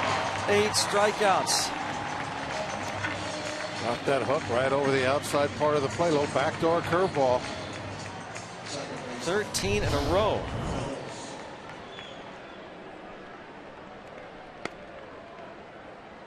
Most strikeouts Burnett has had since July 25th against the Nationals before going on the disabled list.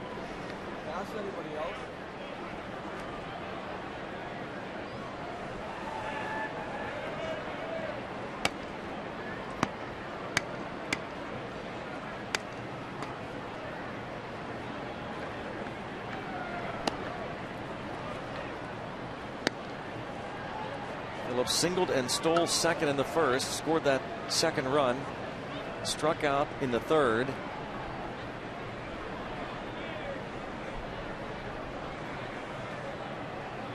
'70 at bats this year against the Pirates, just the 4th time he has struck out against a Pirates pitcher, Brandon Phillips.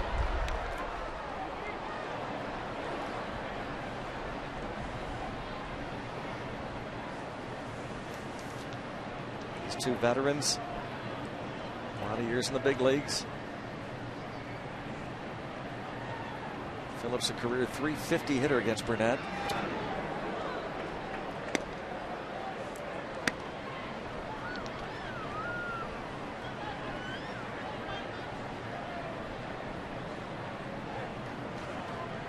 Pitch count at 85 for Burnett. One out into the 6th inning. Trying to win his 10th game of the season. That would make 12 years double-digit victories for Burnett. It would really also just, I think, Rick, cap off a nice special year for him to get that 10th win. ERA 3.16 at the start of the inning would be the lowest of his career. And ball 4. That is just the first time this year that Brandon Phillips has walked against a Pirates pitcher. Third baseman, Tom Frazier. Tomorrow, Fan Appreciation Day. Bucks and Reds 305. All kids 14 and under will get eye black to wear. Compliments of Chick-fil-A. The #1 Cochran Family Fun Zone takes place before the game on Federal Street. Fun activities. And after the game, kids can run the bases courtesy of the original pizza logs. Go to Pirates.com for tickets. And Todd Frazier to put the ball on the ground. Ball 1. Frazier has doubled into the right center gap and struck out looking.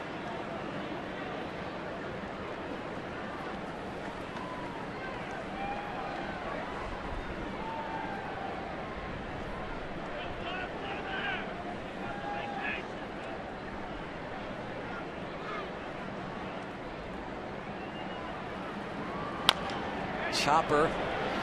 Quick flip. 1 to first. There's 2. A.J. Burnett. 6 strong innings. Final regular season start. Bucks need to get him a couple runs.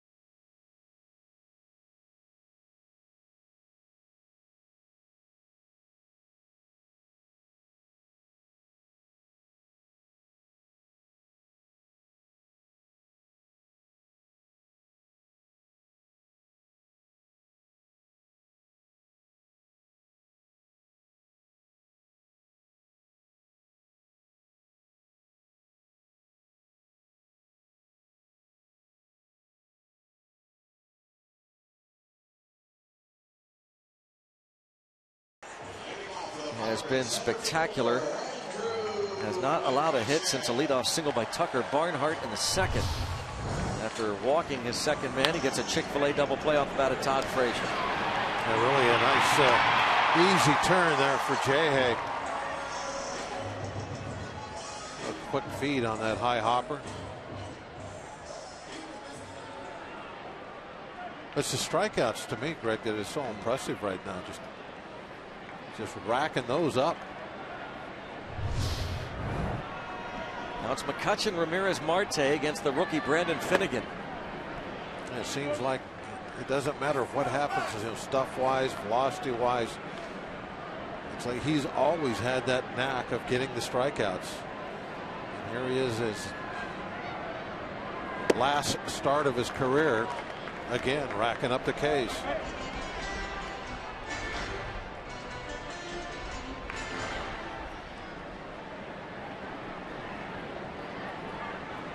I'm with you. Let's get a couple of runs here now. Let's talk about the offense for a while. 3-0. Anything can happen in baseball, quoting Francisco Cervelli.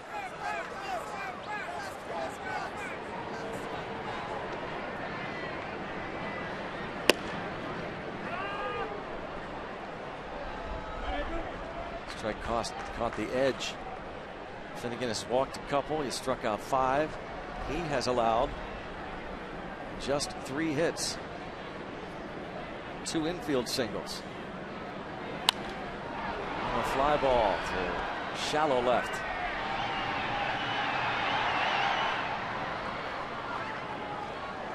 Suarez puts it away. Third baseman, Breeze blowing in.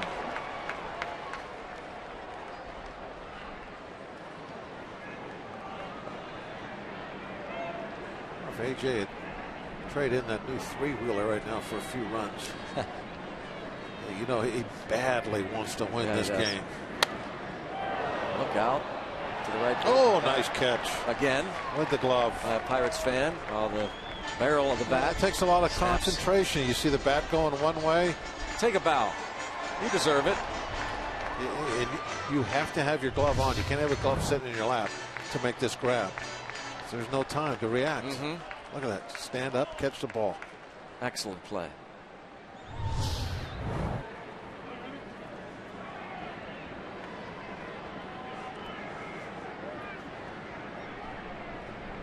Make it official.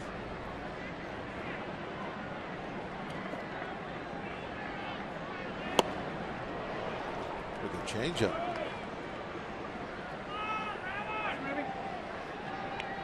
Two of his former teams playing tonight. The Cubs lead the Brewers 1-0. Top of the 7th inning in Milwaukee. Just 1 hit for the Brewers.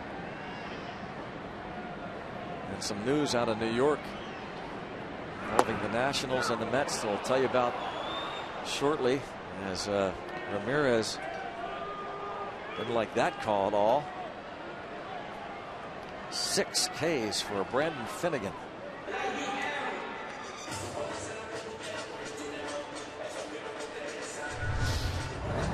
This movement on his fastball has kind of got everybody a little messed up. That little tail that we talked about in a very well. Barnhart's the movement of his glove. Right. I mean, but he's almost following the flight of that baseball as it's moving that way. But that ball came back and it did catch the inside corner.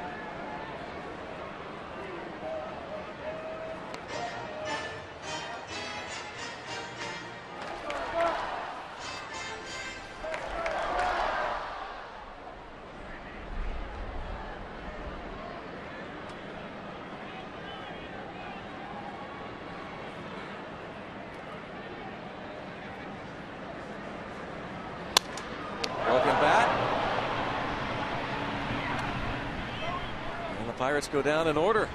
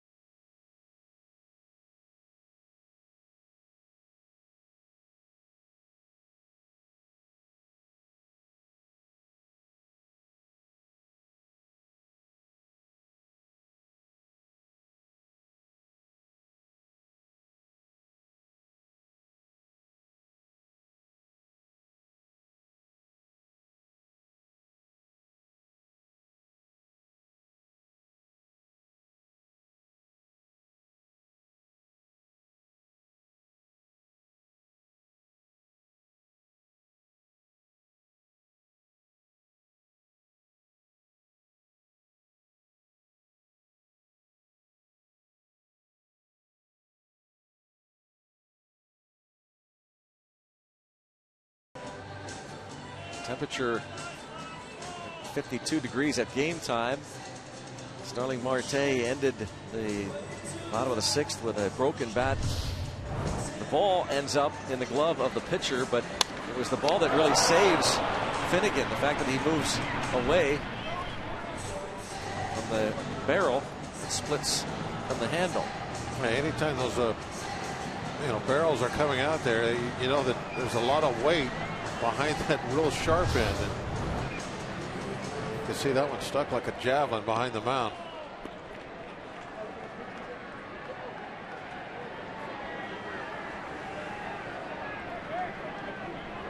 Renegades want to win. Want to get this thing, this home field advantage, wrapped up tonight, and AJ is doing his part. Shallow right, 4-3 put out. Let's go back to the studios. Dan Potash for a game break. Left fielder Adam Duvall.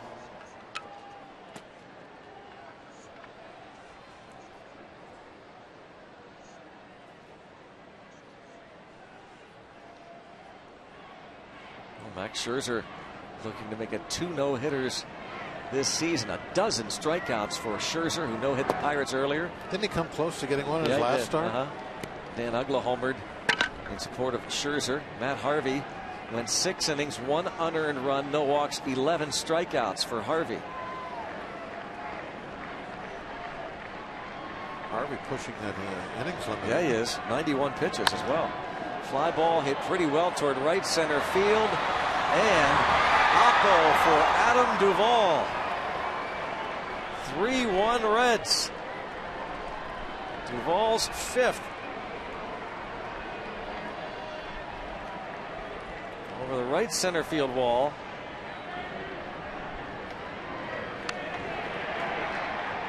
AJ and the Pirates didn't need that one. Just a solo shot, so hopefully be able to overcome it. Fastball that just didn't get to where he wanted to. See, it's in the middle of the plate, a little bit above the knees.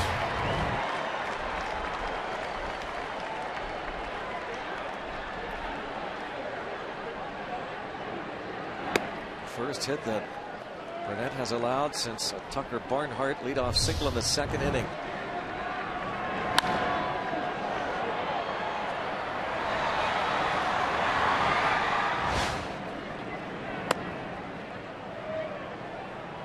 Home run given up by Burnett on the year. Duvall, who came over from the Giants in the Mike Leake deal.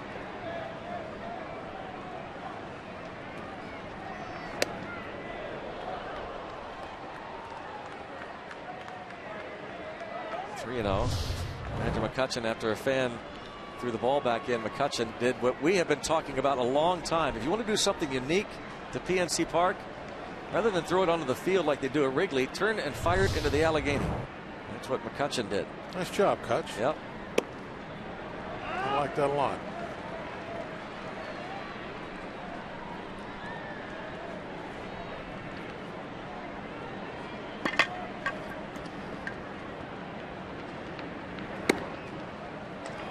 All 4. 3rd walk.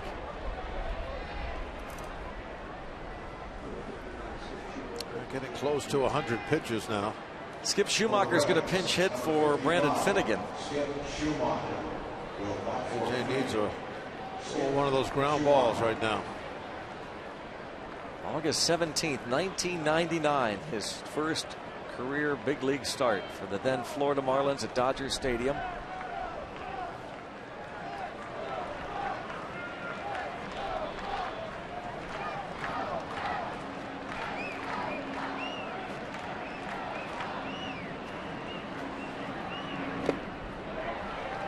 Nice changeup. I think that was a changeup. Avila from Boyce and Jared Hughes loosen.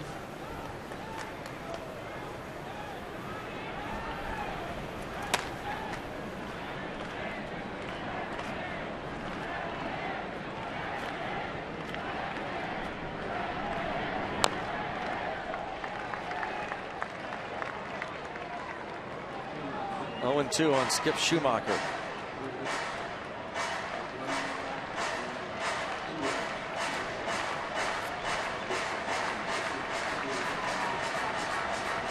First home run Burnett gave up in his big league career was to Todd Hollinsworth on that day, August 17th, 1999. He went 5 2/3 in his first major league start, at 1 run.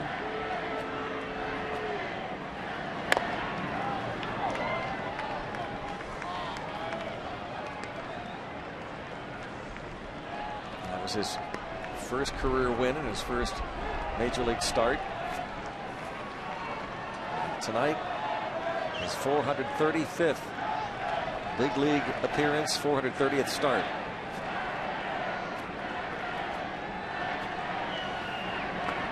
And another strikeout. Yeah, why not? I wanted that ground ball double play. But go ahead, get to K. Over 100 pitches now.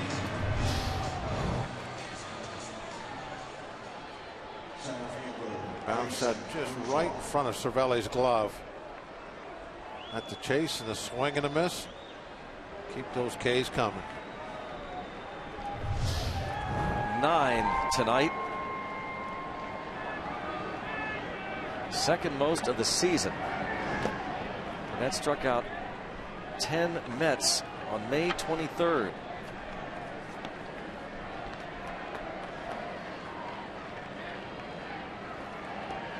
Probably down to his last batter. See the 102 pitches.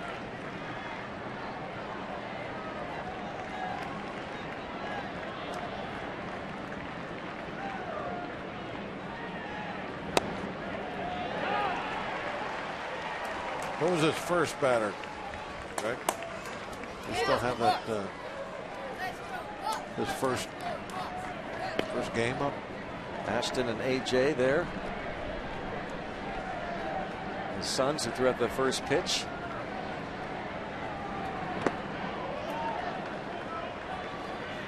Two and one. Facing Jason Bourgeois.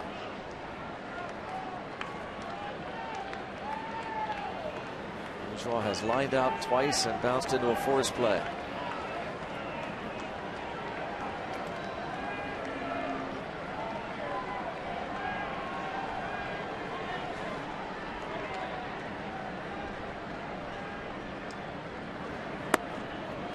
And it will be interesting because he's not going to get the ovation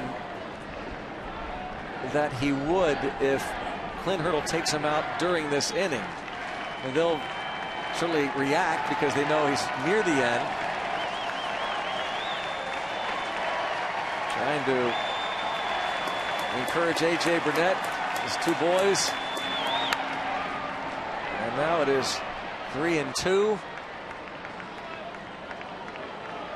And perhaps down to his last regular season pitch of his career. And the fans unprompted stand.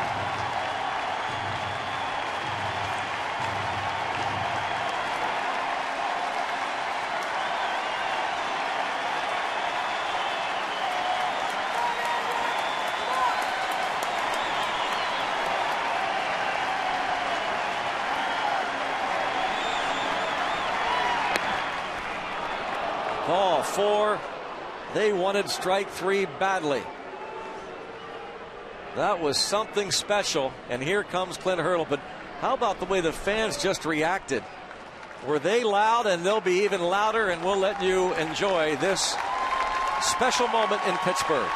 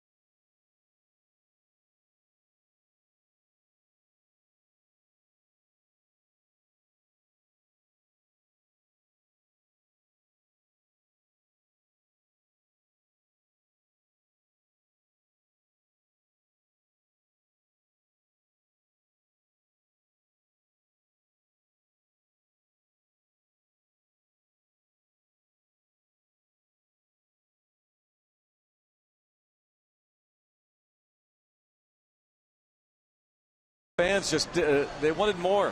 They continued their standing ovation. This was when A.J. Burnett, you saw him walk off the field. Ray Searage, special embrace, and the fans were just continuing. And so one final time, another curtain call.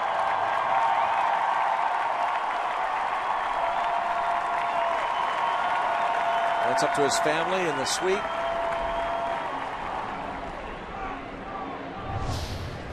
Now back to the business of trying to get this final out and beat the Reds down 3-1. AJ's two boys, Ashton and AJ Jr.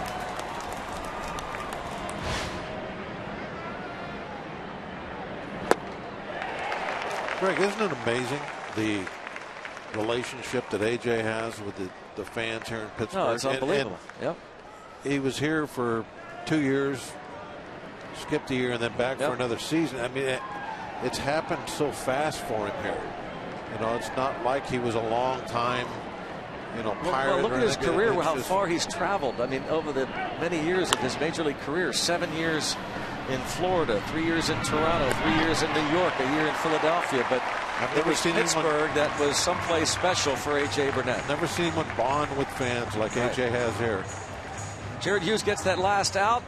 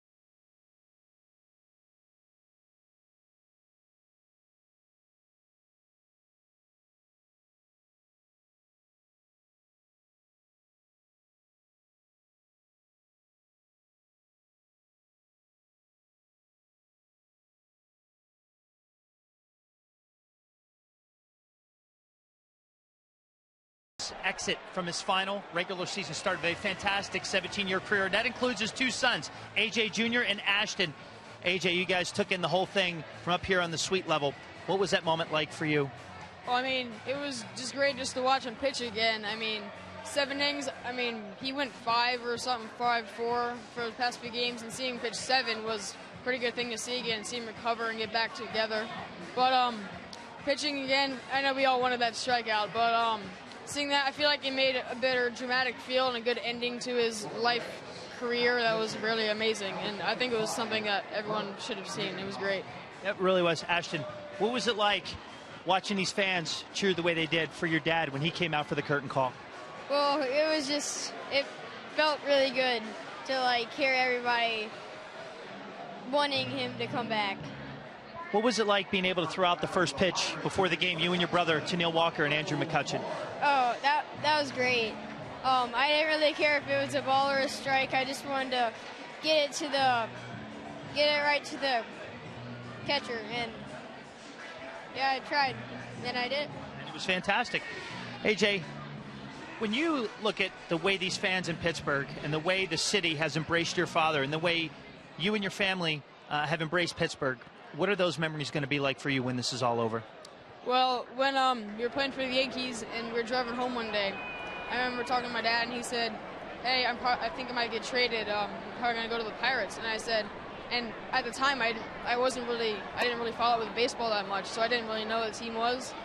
And just seeing them bring the team back from, like, where they were, it really made a big effect on the team.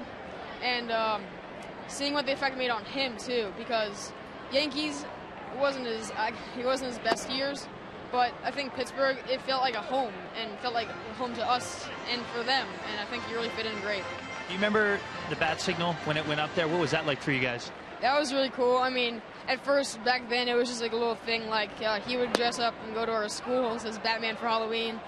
But then I feel like it just became a thing for him and for Pittsburgh, and seeing the bat signal, I think, really just made it great and boosted his confidence too, and it was great. All right, AJ, thanks. You're welcome. Ashton, thanks. Congratulations. Enjoy Dad being home all this time, all right? All right. Greg? All right, thanks, Robbie, and to AJ's 2 young boys who were able to be here to enjoy this night and many nights here at PNC Park, and hopefully more to come. This is the end of the regular season. AJ Burnett would love nothing more than to continue this into the postseason. It'll be Garrett Cole on Wednesday, hopefully here in Pittsburgh. AJ and Ashton. Let's go Bucks! Let's go Bucks!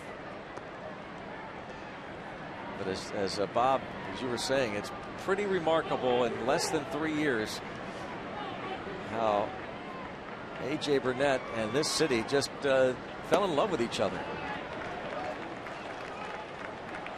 Kind of some neat insights there from AJ Jr. Yep. Pretty well spoken young man. Yes. Yes.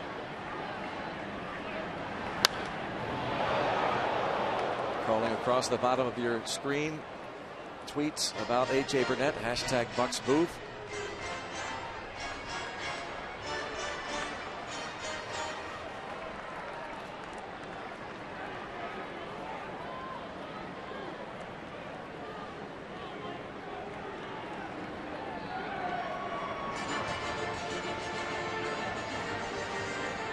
Burnett's final line: 6 2/3, 5 hits, 3 runs, 4 walks, 9 strikeouts. Pirates will need to rally to get him off the hook so he doesn't lose his 7th game of the year. Brendan Finnegan did a heck of a job. 6 innings, 1 run. Burke Badenhop, the new pitcher, a 3-2 count on Michael Morse.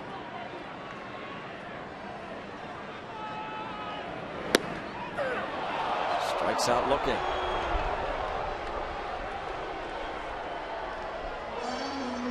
Hey, Greg, I don't really like what I saw from Finnegan tonight. It was a little too good. See that last pitch. Yeah, that little tail on his fastball, the breaking pitch, the changeup. I mean, a pretty nice package that we're going to have to look at for the next few years. Yep.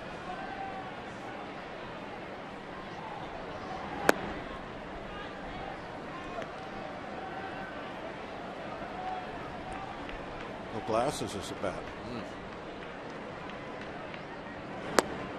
Struck out his first 2 times up.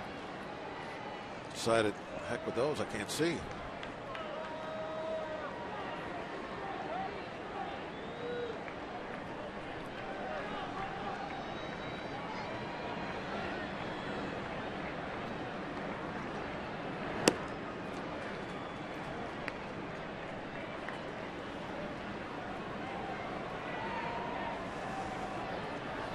Jay Happ, the hood on there. AJ talking to him. Jay Happ goes tomorrow. We'll do a little scouting report there from Burnett. Check out the Nissan road ahead. Jay Happ against Josh Smith tomorrow. Coverage begins at 2:30. Remember, 3:05 first pitch if you're heading out to the ballpark. Unusual start time. All games around Major League Baseball will start at 3 p.m. in the East. Cubs are still leading in the 8th inning, 1-0 over Milwaukee. If that score holds up, and unless the Pirates rally, the Pirates will need to win tomorrow, or the Cubs will have to lose their finale, their series against Milwaukee. Dan Herron is scheduled to start for Chicago tomorrow.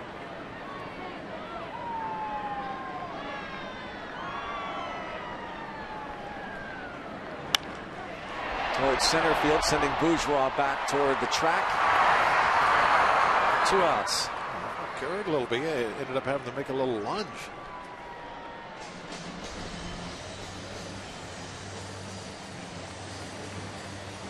And drifted.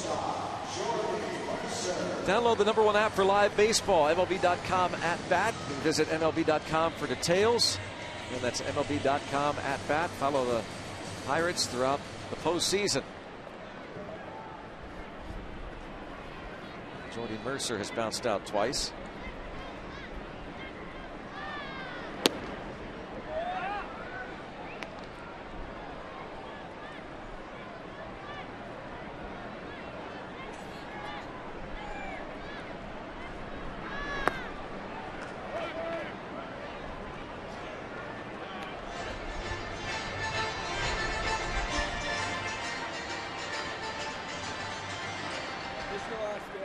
No hitter still going for Max Scherzer into the bottom of the 9th, 1 out.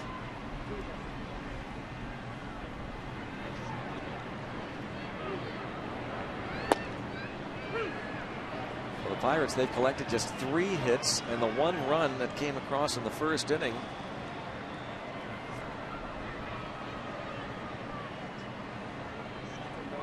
Walker going to pinch hit if Mercer reaches. Strikeout. Pirates go down in order.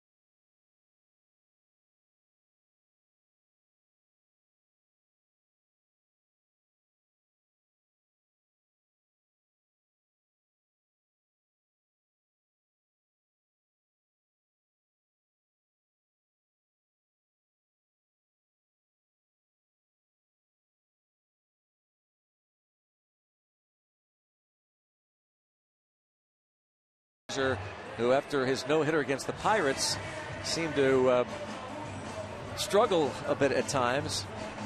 But his last handful of starts have been much better. It struck out 9 of the last 10 batters he faced. Is that what we heard?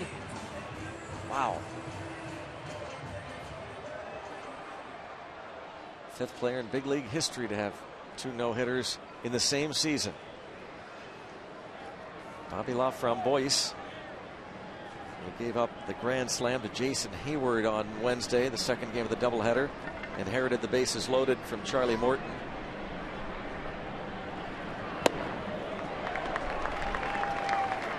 Votto could be his last at bat and needs to reach to continue the streak. He's reached base safely in 48 consecutive games. You think of that game that I'm sure 17 strikeouts, Greg. I mean, that's 2 tremendous accomplishments in a single game. The no-hitter, and then Just a strikeout 17 would be, you know, everybody would be talking about it all around the league tonight. Came within an error of pitching a perfect game. Yunel Escobar, the third baseman, committing an error. Scherzer didn't walk a batter, along with those 17 strikeouts.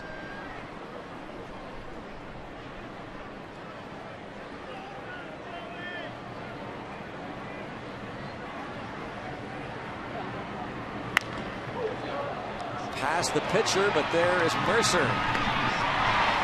Perfectly positioned. Votto is the first out in the top of the 8th.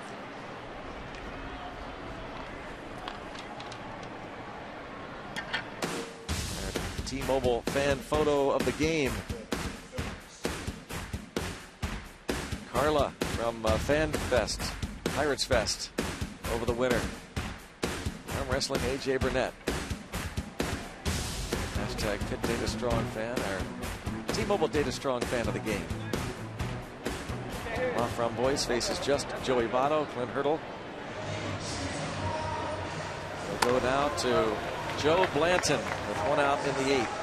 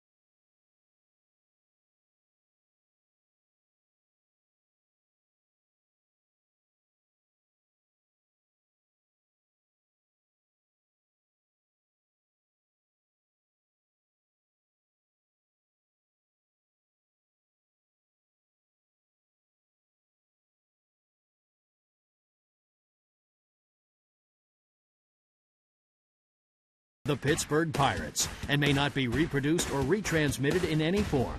And the accounts and descriptions of this game may not be disseminated without the express written consent of the Pittsburgh Pirates. It is a 3-1 Reds lead. Cincinnati, with one out in the 8th inning, will be facing a new Pirates pitcher. And tonight's attendance, 34,180. They've set a new single-season attendance mark, topping last year's total. And for the year, in a year of some great moments for so many of the fans. And one more game to go, by the way, the regular season tomorrow, then the playoffs hopefully will be here starting on Wednesday. Here's Joe Blanton. Outstanding numbers on the year, very important for him now to get these last couple of outs. The Cubs are still winning by a run late in that game. Pirates need this one. On the way for the year, so far 2,463,234 in terms of attendance, with tomorrow's regular season finale at 3:05.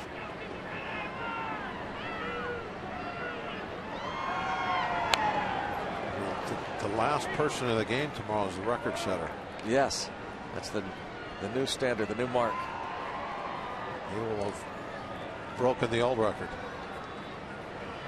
next year's schedule. Yeah, so why not try and get here tomorrow and be the record breaker? Yeah, don't be the last guy. No, not intentionally.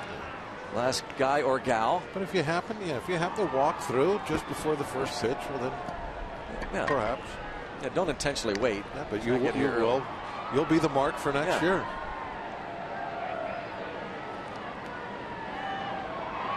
$2,463,234 so far.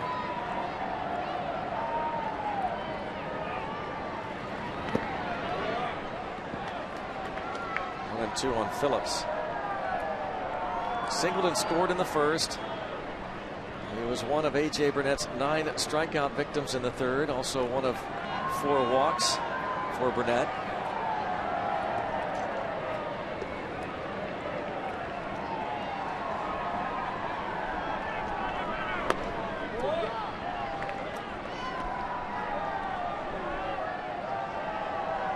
Two and two. Good night for ice cream. Gloves on. You don't have to worry about it melting and running all over the place. Great night for ice cream. So I'm nice and warm right now. I could easily have an ice cream. That puts you over the edge. I'm fine. No, you're not. Yeah, well, I'm not. You're sitting there in your sport coat, shivering. Feeling fine. No, not shivering in the least. You've got hot coffee. You've got your nice wool coat. Good looking jacket, by the way. It is sexy.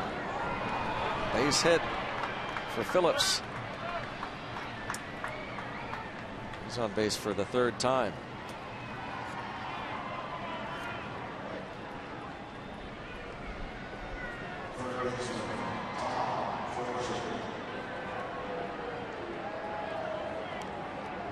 Now tell me it's not cold, Greg. Look at that gentleman right there. It's a cool night out.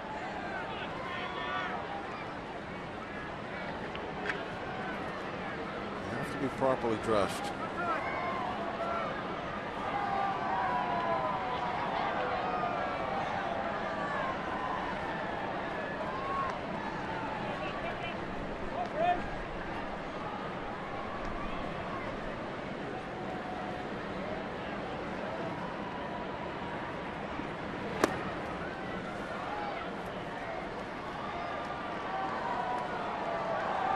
Dave, now that's a sporty looking sweater, Dave. Yeah, outstanding. That's cold.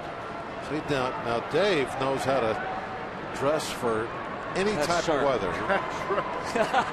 He's the most prepared man out here. Yes, he is. Always, all the time. And yeah, it doesn't matter what the temperature is. That man is prepared. So I'm always going to go with what Dave got on. Robbie, a little overcoat, nothing. He's got not bundled up. Doesn't have a scarf, no gloves, no ski cap. He's got an overcoat on. Yeah, but he does have. He does have a glove on there on the left. Oh, he fooled me. Michael Jackson.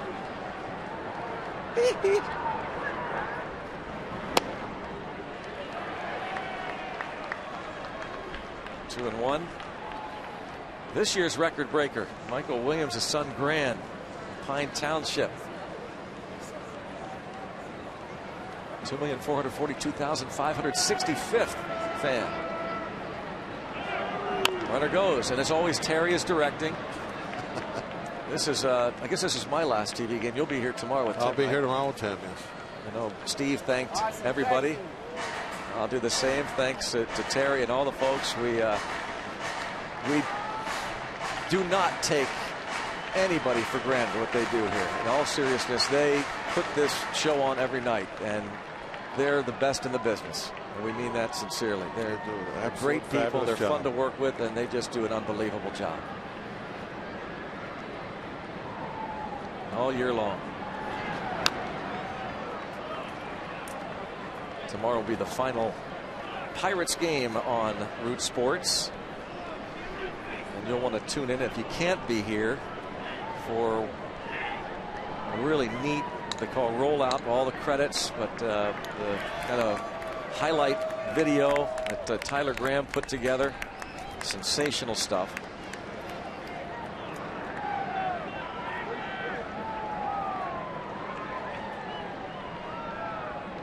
.305 first pitch.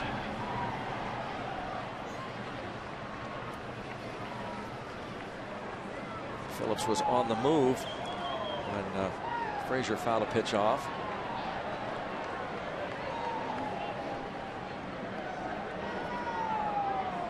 And he got him. Joe Blanton picks off Brandon Phillips. He just said, he got me. Guess we don't need to wait for the replay. Phillips just looked up, said, he got me. I think he might have been questioning it. He got me? Oh, you think that's what he was doing? Yeah. Asking a question. Yeah. Did he got me? Because he didn't. Going to be safe. They're going to challenge it. I don't know. I think he got him. Maybe he meant that he got me with his move. That he was, you know what I mean? That he was fooled.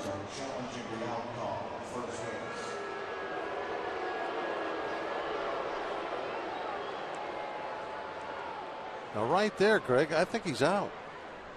He's out. Well, one thing I don't think you can say overwhelmingly that is conclusive, that evidence. So the original call should stick, because that video doesn't prove anything. I don't think. Shouldn't be overturned. There's the touch, and is there fingers on the bag? That's yet? what you don't know. No, they weren't. Now they are. You could see the hand was still sliding. The call's going to stick through the air. You can't overturn that. Shouldn't. But we've been wrong in the past. No, we haven't missed one yet. No, Bob. Yeah, I shouldn't speak for you. I've been wrong in the past, many times. Should be out. We believe he is out. Tim Wilkie, the crew chief. Michael Morris applying the tag on Brandon Phillips for the second out. Just nicks his forearm with the tag, and his hand hasn't got to the base quite yet. Still moving. Now it's there, but he's already been touched.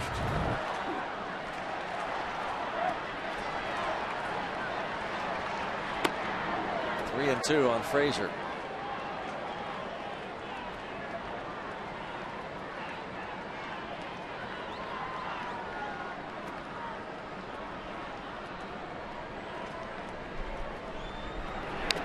Fouled it off. By the way, we're going to pass along our thoughts and prayers to Corey Kadich. Corey has worked with both the Pirates and Root Sports families. Lost her mother this week. Corey, we're thinking about you.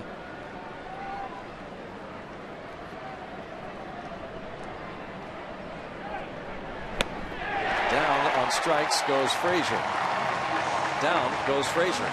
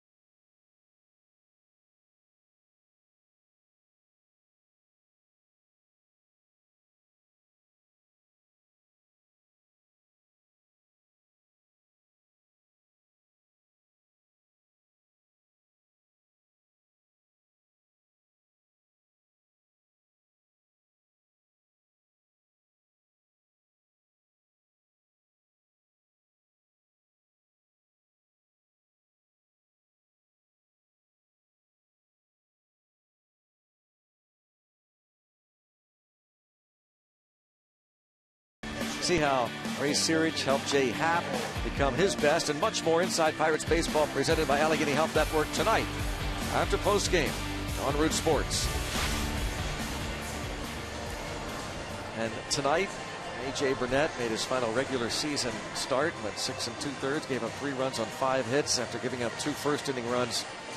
Shut it down until the 7th inning when Adam Duvall hit a home run to make it 3-1.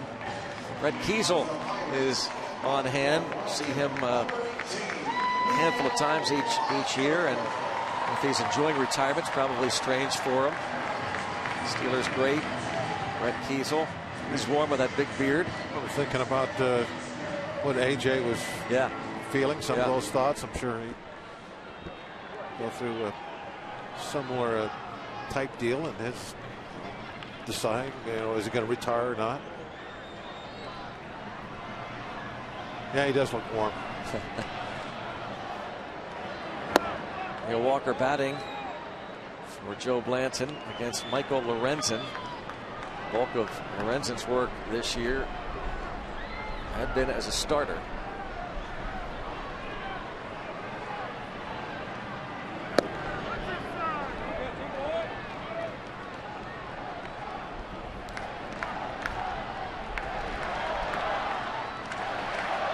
Pretty much have to get to the Reds in this inning.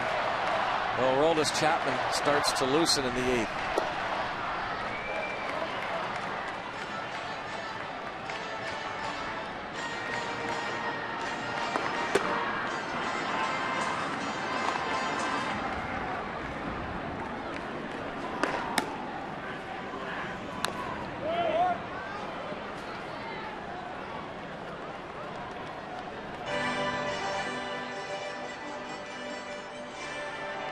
We're in the 9th inning in Milwaukee with the Cubs still leading 1-0.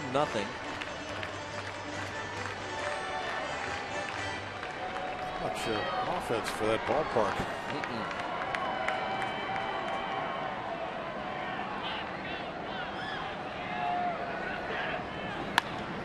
Ground ball to Votto.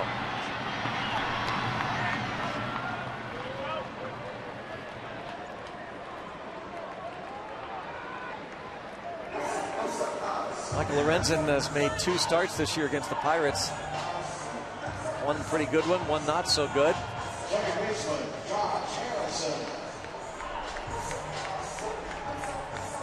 Josh Harrison has been on base 3 times.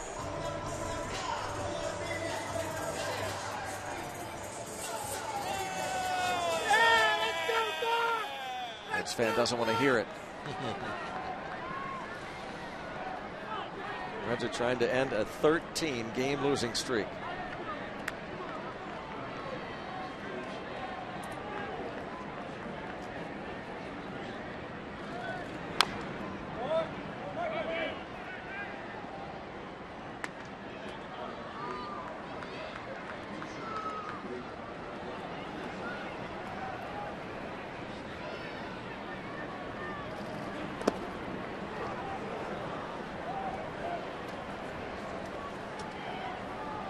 Ball, 1 strike on Jay Hay.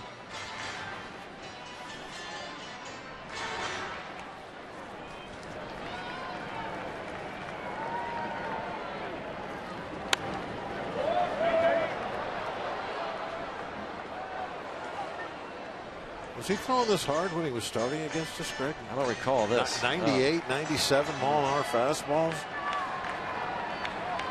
You see this sometimes with guys that go to the bullpen and they don't hold anything back velocity-wise. Bourgeois, 2 outs.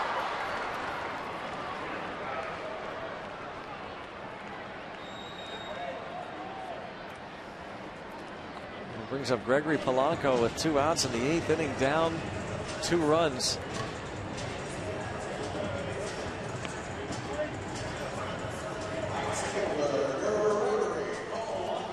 Polanco 0 for 2 with a sacrifice. He brought in the Pirates' only run in the 1st inning. Now Cafe to the plate against Michael Lorenzen. Reds scored 2 in the 1st. Pirates got one of those runs back on a Josh Harrison triple, and then the Polanco ground out to second. Stayed that way until the 7th inning home run by Adam Duvall. Brandon Finnegan in line to win his 2nd game. And a base hit to left field. So now Andrew McCutchen, who homered against Michael Lorenzen in one of those starts we talked about on the 31st of July in Cincinnati. Aroldis Chapman is ready.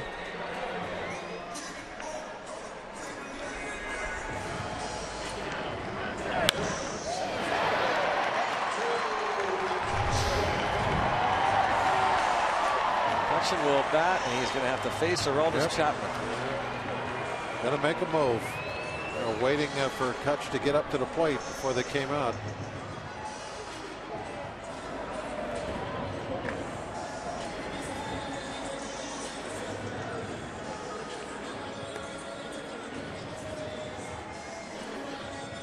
Chapman pitched a 1-2-3 9th inning last night. It's a tough division, isn't it? Yeah. Nobody gives anybody a break in this division. Here it is. The second to the last game of the year, and they're bringing in their big gun for a 4-out save.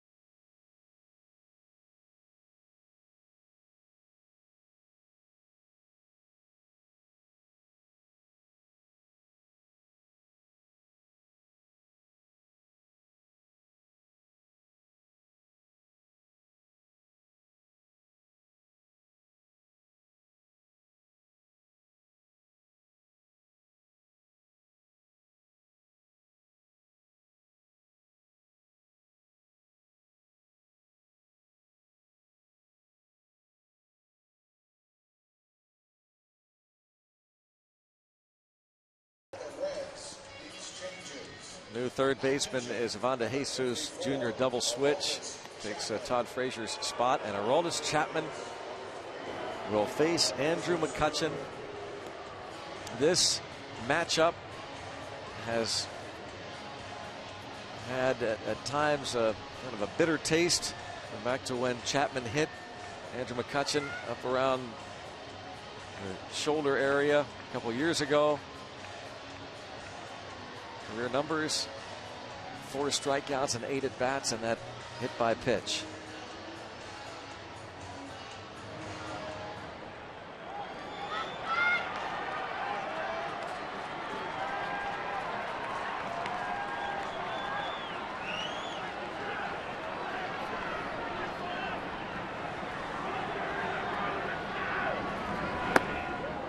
Expecting the fastball, which we saw a lot last night. Chapman went away from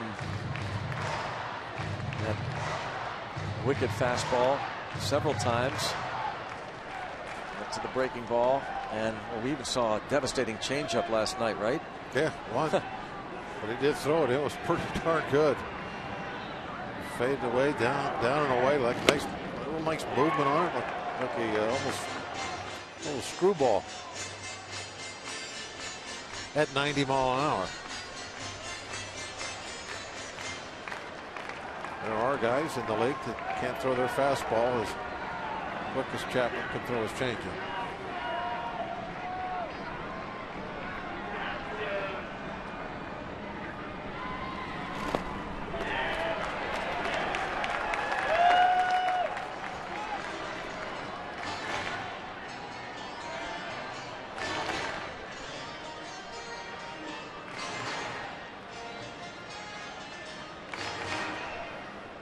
2-1. Polanco the base hit off of Lorenzen.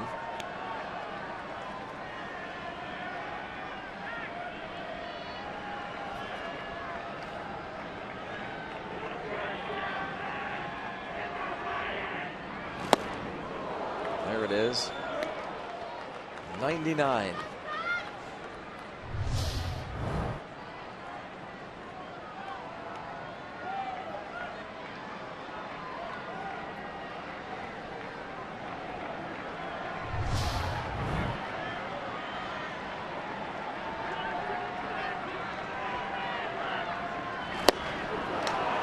$100 for the strikeout. Amazing weapon they have.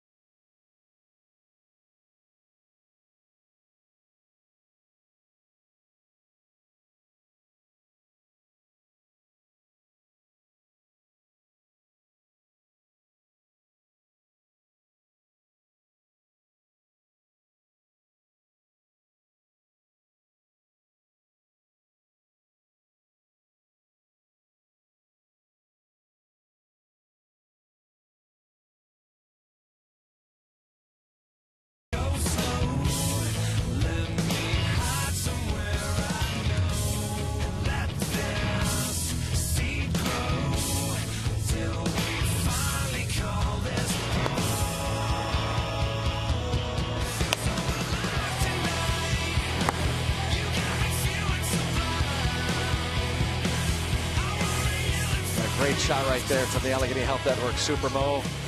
A.J. Burnett's curtain call. Salute to the fans, to his family.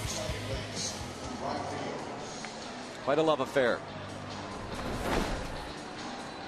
And it would have been perfect for A.J. Burnett to come away with a win. Maybe they can take an L away from his record. Josh Harrison will move from second base to right field. Neil Walker stays in the game after pinch hitting. He's at second, and Archimedes Caminero will pitch the ninth. Caminero, he can also reach that 100-mile-an-hour mark at times.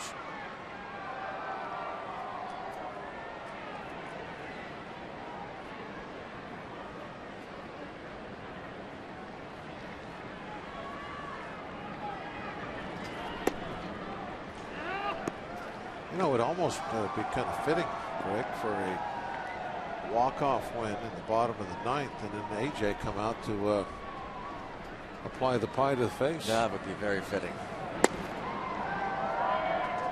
Kind of been one of his trademarks.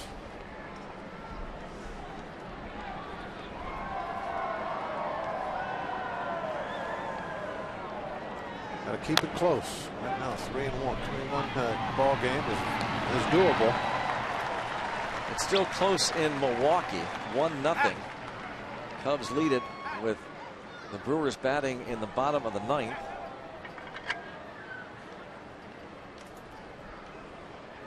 Aramis Ramirez will lead things off in the bottom of the ninth. Then will be followed by Starling Marte and Michael Morse due up.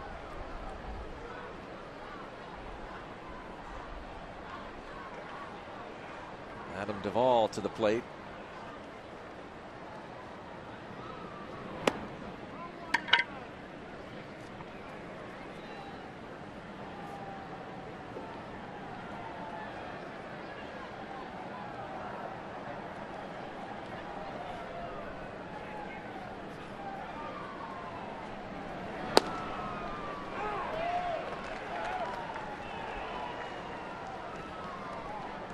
Ball hit a solo homer in the 7th inning of A.J. Burnett. His 5th in 26 games. And a fly ball to center for the first out. Second out now. 2 away in the 9th. And Tucker Barnhart.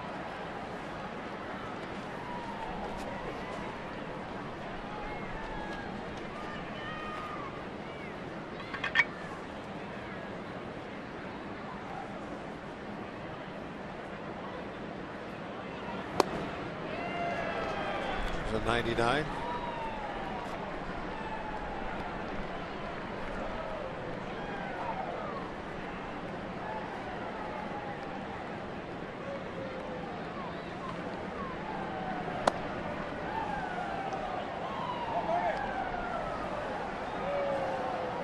One ball, one strike.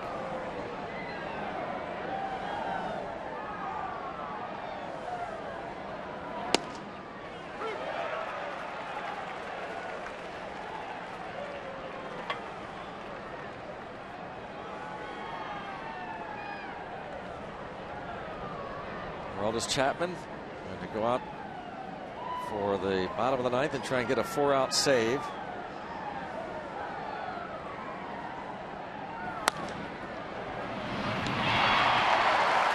And we'll see if the Pirates can come back in the bottom of the 9th.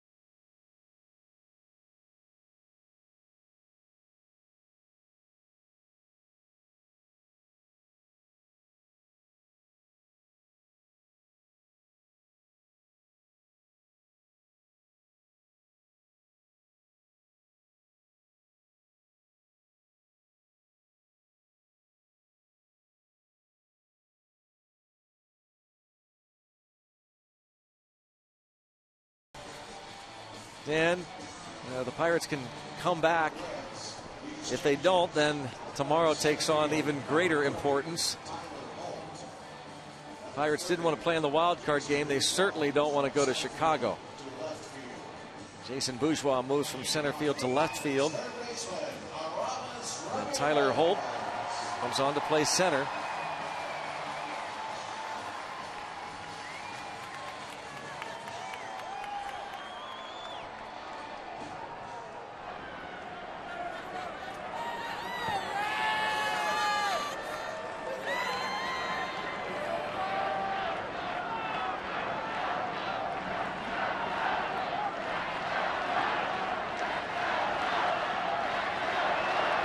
Definitely getting into this. This would be a pretty special walk-off win. A lot of meaning in it to clinch the home field advantage in that wild card game. Get AJ off the hook in this one. Pirates just 4 hits so far tonight.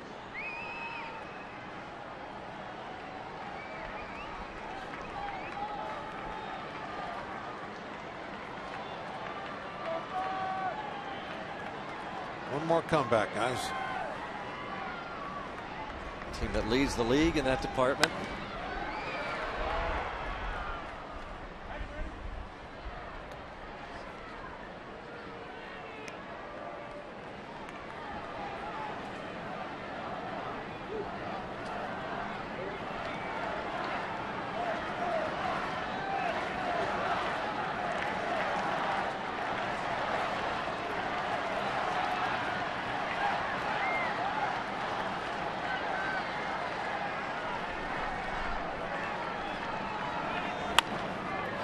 The shortstop. There's one out.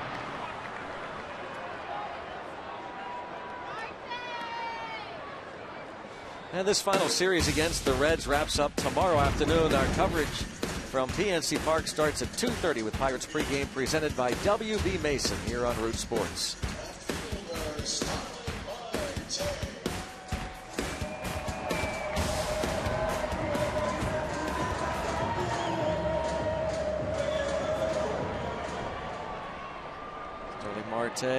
Hero last night. Greg, we need more than one run. Giving him that bunt hit again. Yeah, backing up a bunt would work. I mean, that's the kind of goal right now. Get the tying run to the plate. Yeah, look how deep Frazier's playing. Yeah.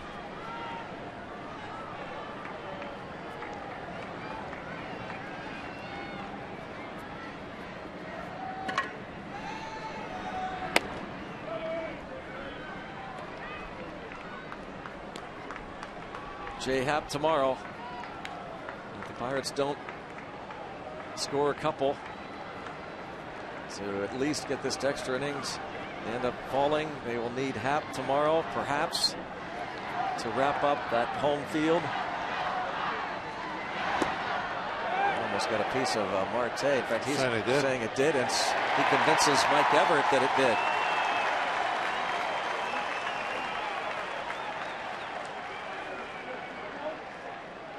But first base umpire Tim Welke apparently. He said no swing. That's what he said.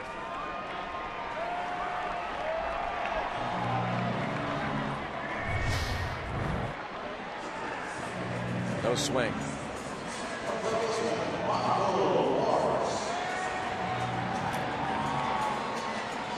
Michael Morse.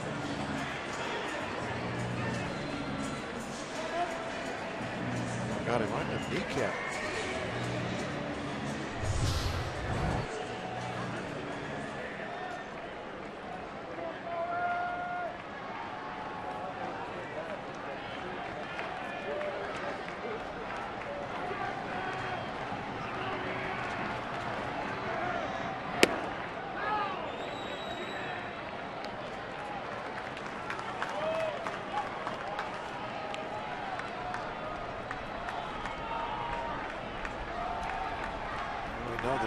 Definitely has the power to put one out of here. 0 for 4 in his career against Chapman. I could see him staying away from him and maybe have one shoot out there into those right field bleachers above the Clemente wall.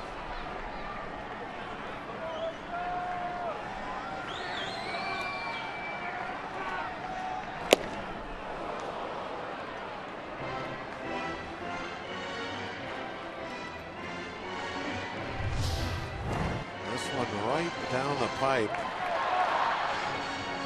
99. Morse couldn't catch up.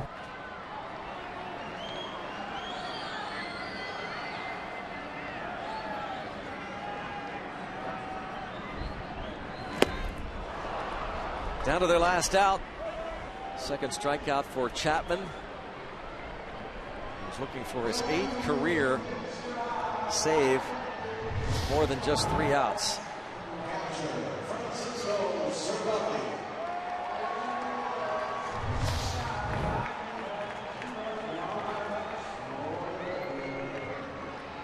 Well, anything can happen in baseball. That's right. Direct quote.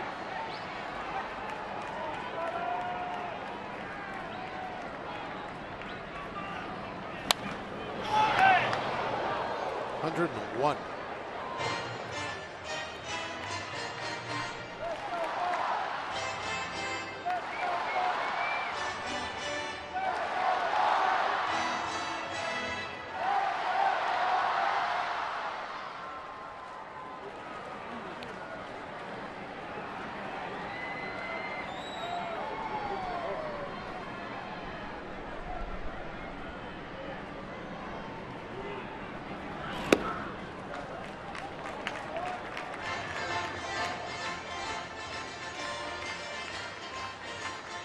Ball, 1 strike.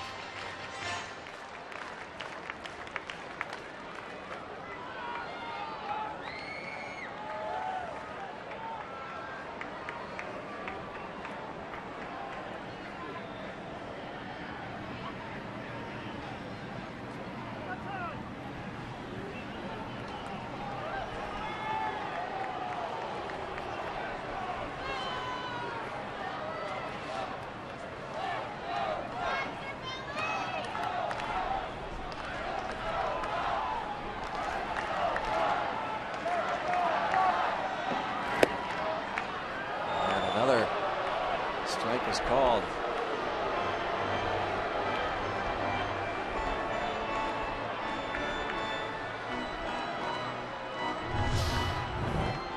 This little breaking ball is just right at the very top of the strike zone.